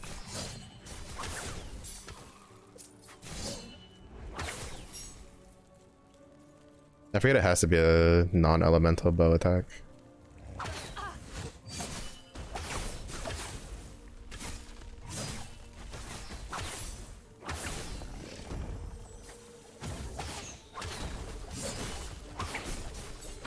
You thought you were slick, huh? I was looking at you, I was making eye contact. As you were rezzing. You fuck. What does puncture have? Wait. Okay, we requires dual wielding. Okay, so we can't use any of, like, we literally can't use any of this, right? The only one we can use is this one, and we can't use it because we have to get to 30 points. First, you have to get 30 points with the Blade Dancer. But and it's on the locked side of the tree, so we can't get there anyway. Actually, can we? No, I don't think we can, because I think the chain goes all the way down. Yeah, it goes all the way down, so we can't even get more points than this. Like, you probably can, but it's not going to do anything. Fuck, I really just want Falconer. I feel like Falconer is going to be like... It's probably going to end up being a really good, like... secondary synergy kind of thing for both Blade Dancer and all right, like I need to not hype it up because in my brain I'm expecting this like little like bridge between like, or at least something that's like nice to have for both classes, and then I'm gonna be like sorely disappointed when it's not. As long as it's like a throwing like damage orientated, a throwing damage lightning kind of focused thing, I'm cool. We're chilling. Well, not necessarily lightning, but just like elemental damage in general, then I'm chilling.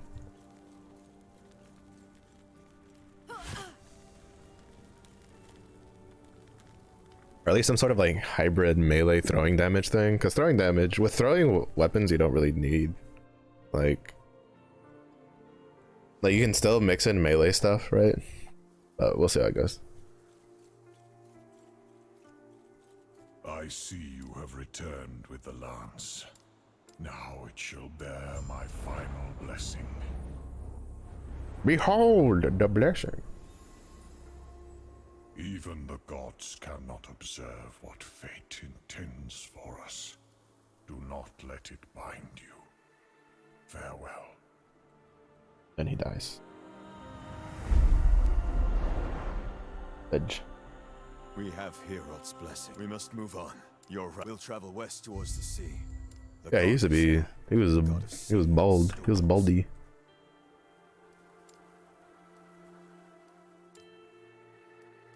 He was a baldy, and now they gave him hair and an axe. I think he used to have a mace before, like a two-handed mace is what he used before, like a tree stump or some shit. I don't know. I don't remember. It's really interesting to see like how they changed the NPC designs. I'm not complaining. I think he looks a lot better than he did before. Like it's just funny that it's just like when I first saw him, he was just like a bald Shao Kahn, basically. If I had to describe him, like it was basically a bald Shao Kahn is what he looked like. But now he looks like he fits the area. That's really cool. Granted, you also like meet him earlier. Like I like that. I like that they're tying it in. That's really good. All right, we'll probably make it to the next waypoint and then call it there because I don't think. Well, we'll see. I mean, last time I didn't think like 30 minutes would be enough, but that was getting to like a main city. This is a boss fight. Actually, no, I think this is getting to the next area. Now that I think about it. Yeah, this is getting to the next area. Never mind. We probably have plenty of time. Because I remember this is the one.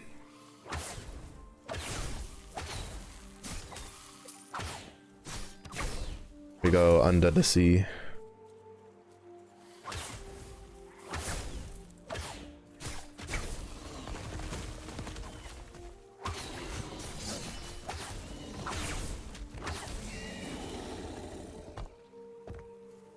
We get like no XP in this area now.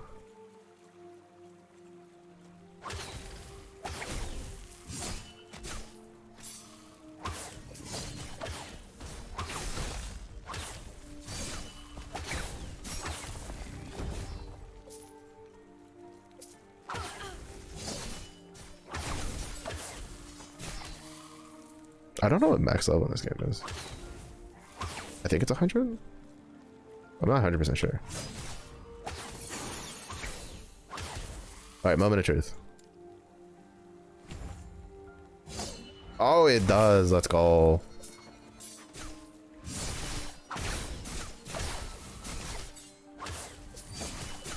Let's go.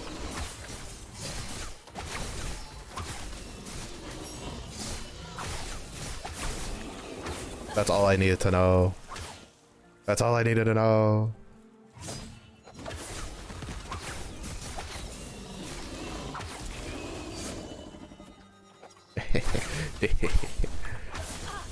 Is it something really dumb that has like no business being in this build? Yes. Do I care? Fuck no. Like fuck no, dude. Oh, that's so cool. I do wish it rotated a little further out from your character though.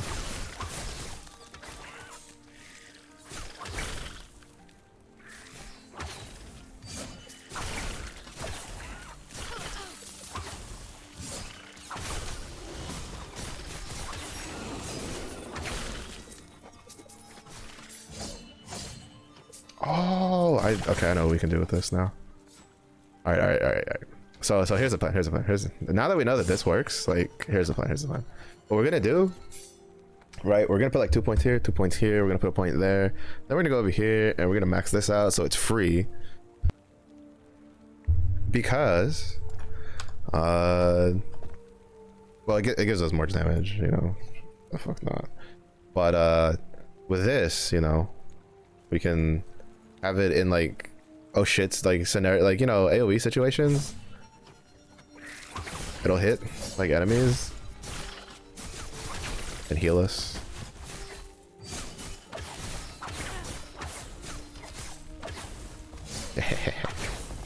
See, I wish the dark arrow quiver or the dark quiver, like I wish that had something like that, right?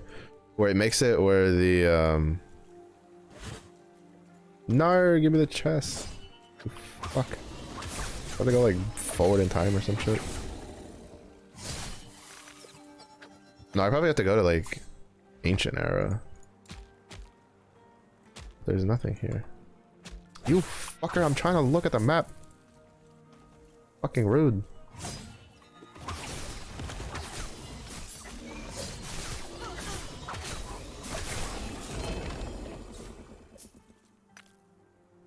Another one of these? Bruh. I don't have a life leech build though. Like a regen build.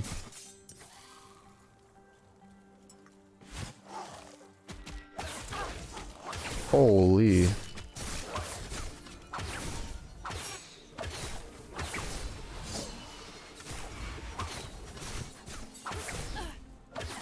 Oh my goodness, you can do this and you can like dash up. Oh my god, that'd be so fun. I really hope like Falconer is just like it's kind of like the throwing damage. Is the throwing damage or the throwing weapon fucking? Oh, I was gonna build him for XP, but oh well. Watch me like pop in and just be dead on the other screen. Okay, we're not. That's good. Made me go invulnerable. Not happening. Oh, we're in a... Oh. Boo. Hiss. Boo. We have a problem. It is too dangerous to take. Are you in? You did then? They're holed up in the pier. If you I got this, don't you worry. Watch and learn. With my chakram of justice. Shuriken was really good early on. I used it like early with Acid Flask and together they were pretty decent. But since I was gonna go Detonating Arrow anyway, I went full in on Cinder Strike pretty early on. So that was pretty good. Cinder Strike feels kind of meh, and the fact that it's like it's a multi like stage move, right? Like it has 3 different attacks, right? It's a combo. Same thing with like Umbral Blades where it just goes 1, 2, 3. But like the first one does this big fiery explosion, but then the second and third ability don't really do much. It's kind of boring.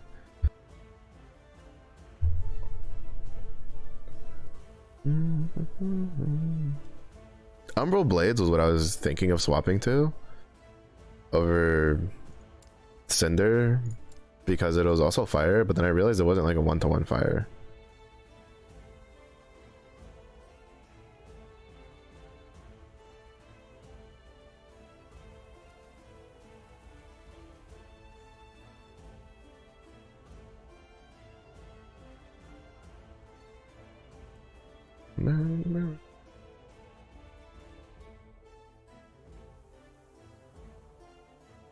Yeah, but you can tell this isn't really like, this isn't what I wanted it to be, so.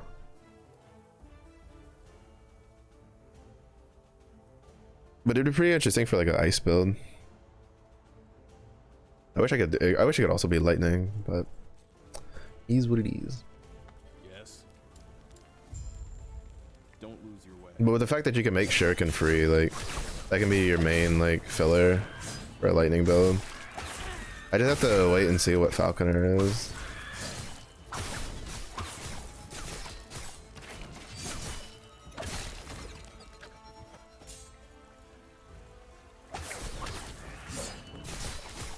I'm not gonna lie, like as fun as it is having chakrams like this, I'm probably gonna have to swap the puncture for something actually usable that helps me keep my stacks up.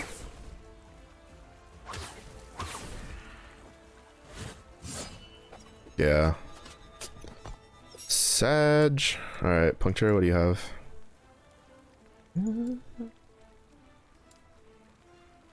I think, do you have an armor shred chance? You have physical shred, don't care about that.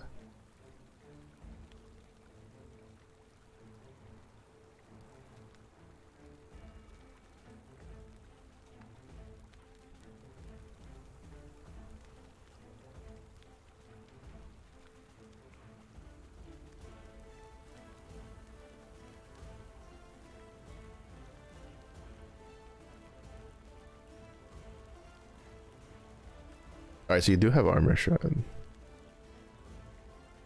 We could go one. So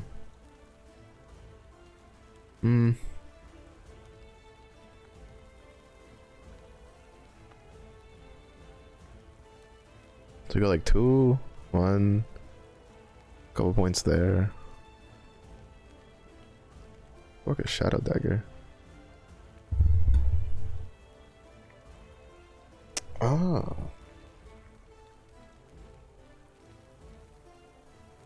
So the problem is, it is a bow attack, so it should proc the stuff. Because the point is armor shred's just good in general.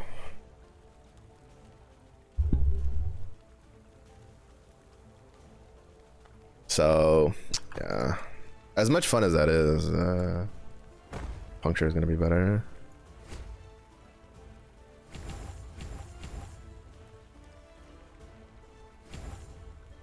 I don't want Shadow Dagger just because it's extra damage.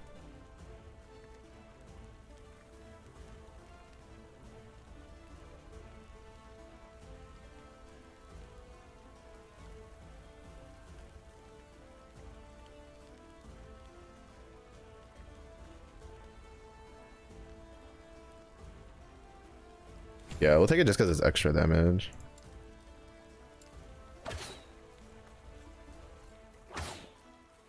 Because basically it's another 0 mana costing ability that we can use.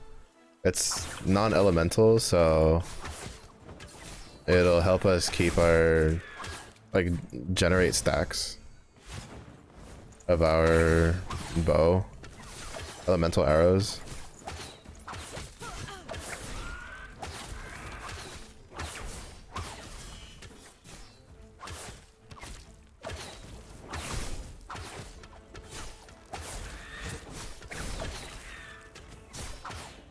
The Shadow Dagger thing is more for boss fights more than anything.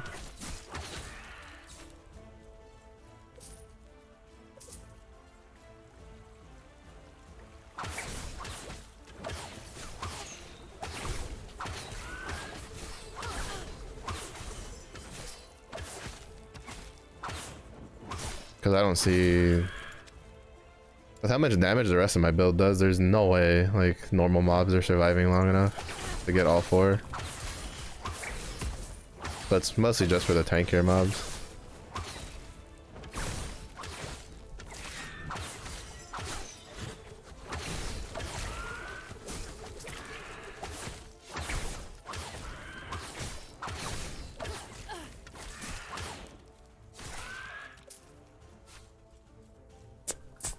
Which means I might take these points out then. I mean, granted, it's only 2 points. I didn't put too many into it. But...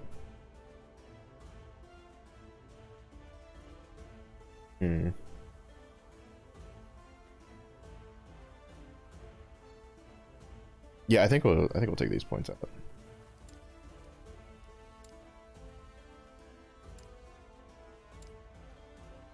Because I'm not using oil coating to its full potential, right? Because we're not spamming this as much as we could be. And so like these 2 nodes are not doing shit for us. And so I'd rather just I probably won't cap this out. Like I'll probably go here, like 2 points here, and then just go down the volatile tree just to get extra damage that way. because I try not to use Cinder Strike outside of its first like thing, right? But I don't go here because it gives it a mana cost, and I don't want a mana cost on it. So I'll probably go like 2 points here, grab this, grab this.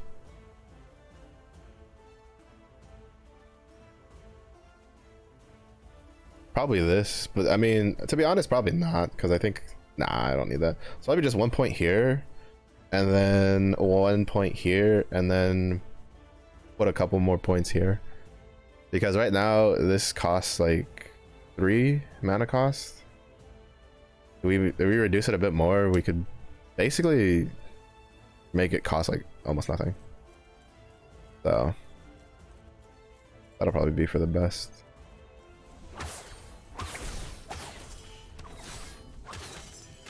If anything, I should max out, actually. I should max this out. Be 100%.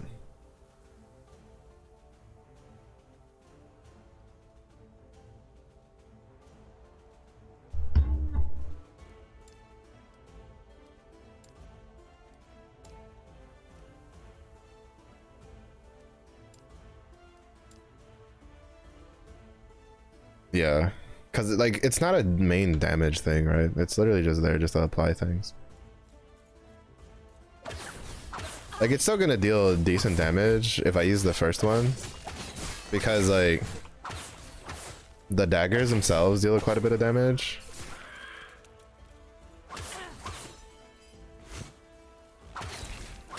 So it'll be fine, because I shotgun out 5 daggers when I do the first ability. Like, it's mostly just there just to apply the fire resistance shred and generate me mana.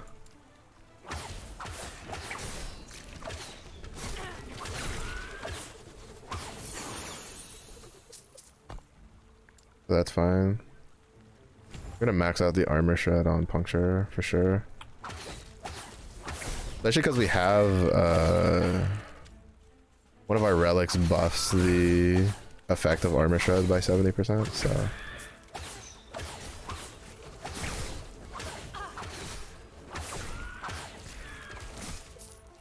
because well, we will get like armor shred chance on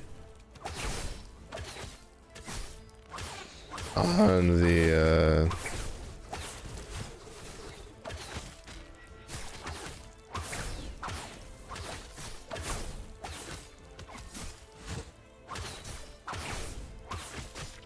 on Rain of Arrows.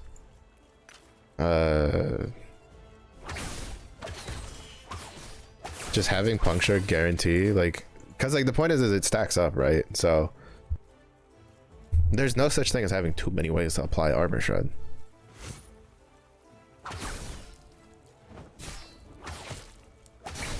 So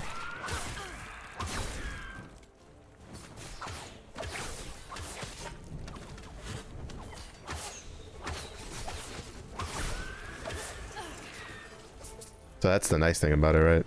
Is the more way we have of applying armor shred to a target, the better. Because it means the more stacks of it we can get up.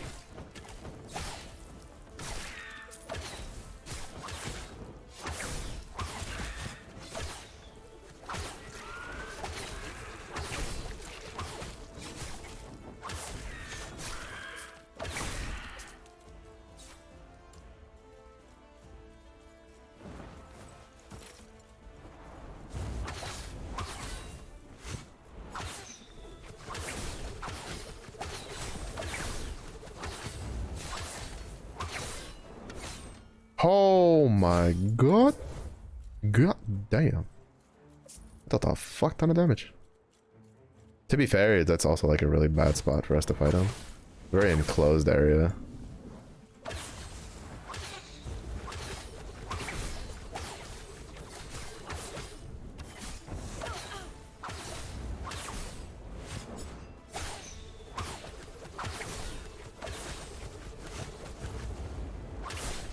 I also did that stupid shit where I just ran through all of his firewalls because I am a moron. So, you know, it's a combination of stuff. Bad Fightings location mixed with oh, that's a quest turn in, dude. Mixed with you know, lots of dumb maneuvers,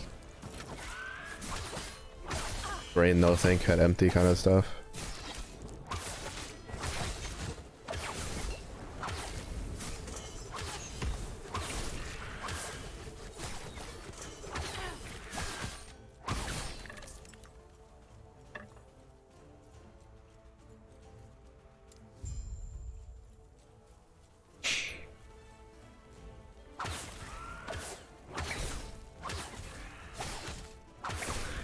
Yeah, I'm definitely gonna want that bow attack heal one. Having the heal and the mana on the 0 mana costing abilities like was fine in the like at the beginning, but I take way too much damage now. And I use way too many other abilities. Not to mention I'm pretty sure it'll stack anyway, so because my 2 no mana costing abilities are bow abilities anyway.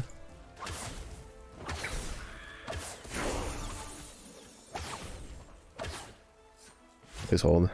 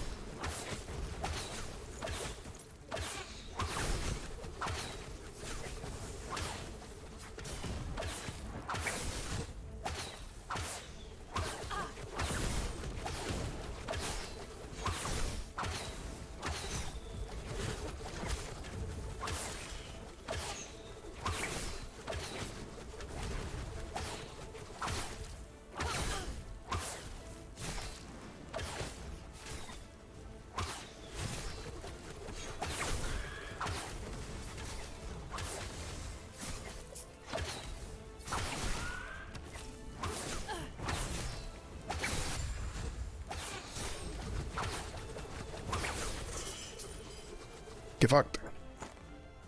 We'll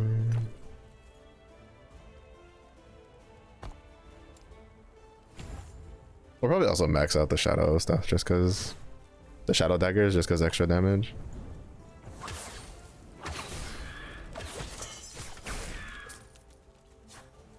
Extra damage, so why the fuck not?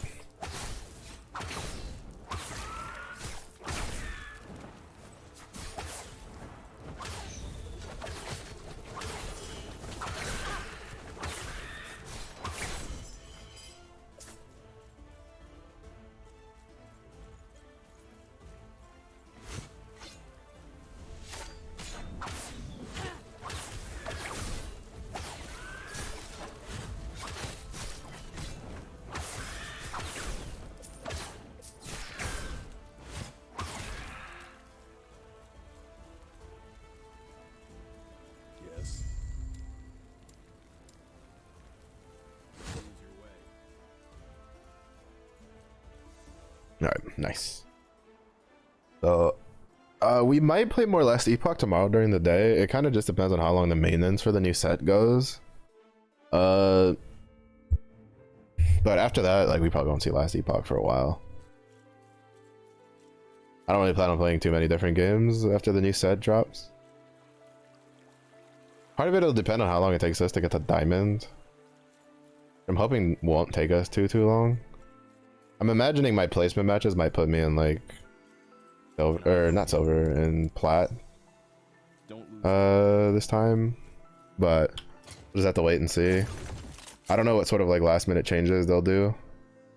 Oh, cold damage, that does me no good. Cause there's no, they haven't done, they're not doing, they didn't do any more patches on the PvE, which, to be honest, I'm not too terribly surprised. Oh, this isn't what I thought it was. I thought these were the weathered coins. It's not. But I'm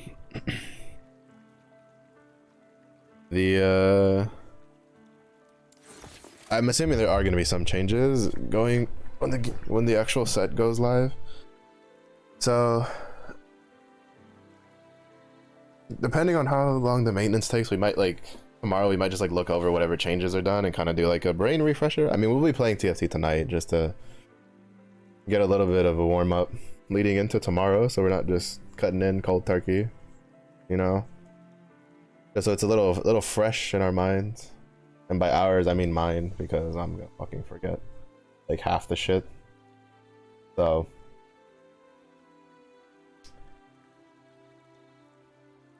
ooh.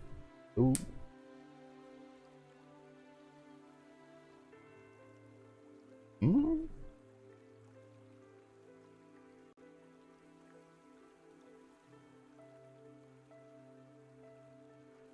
We're gonna go raid potatoes. They're playing the Apex ranked.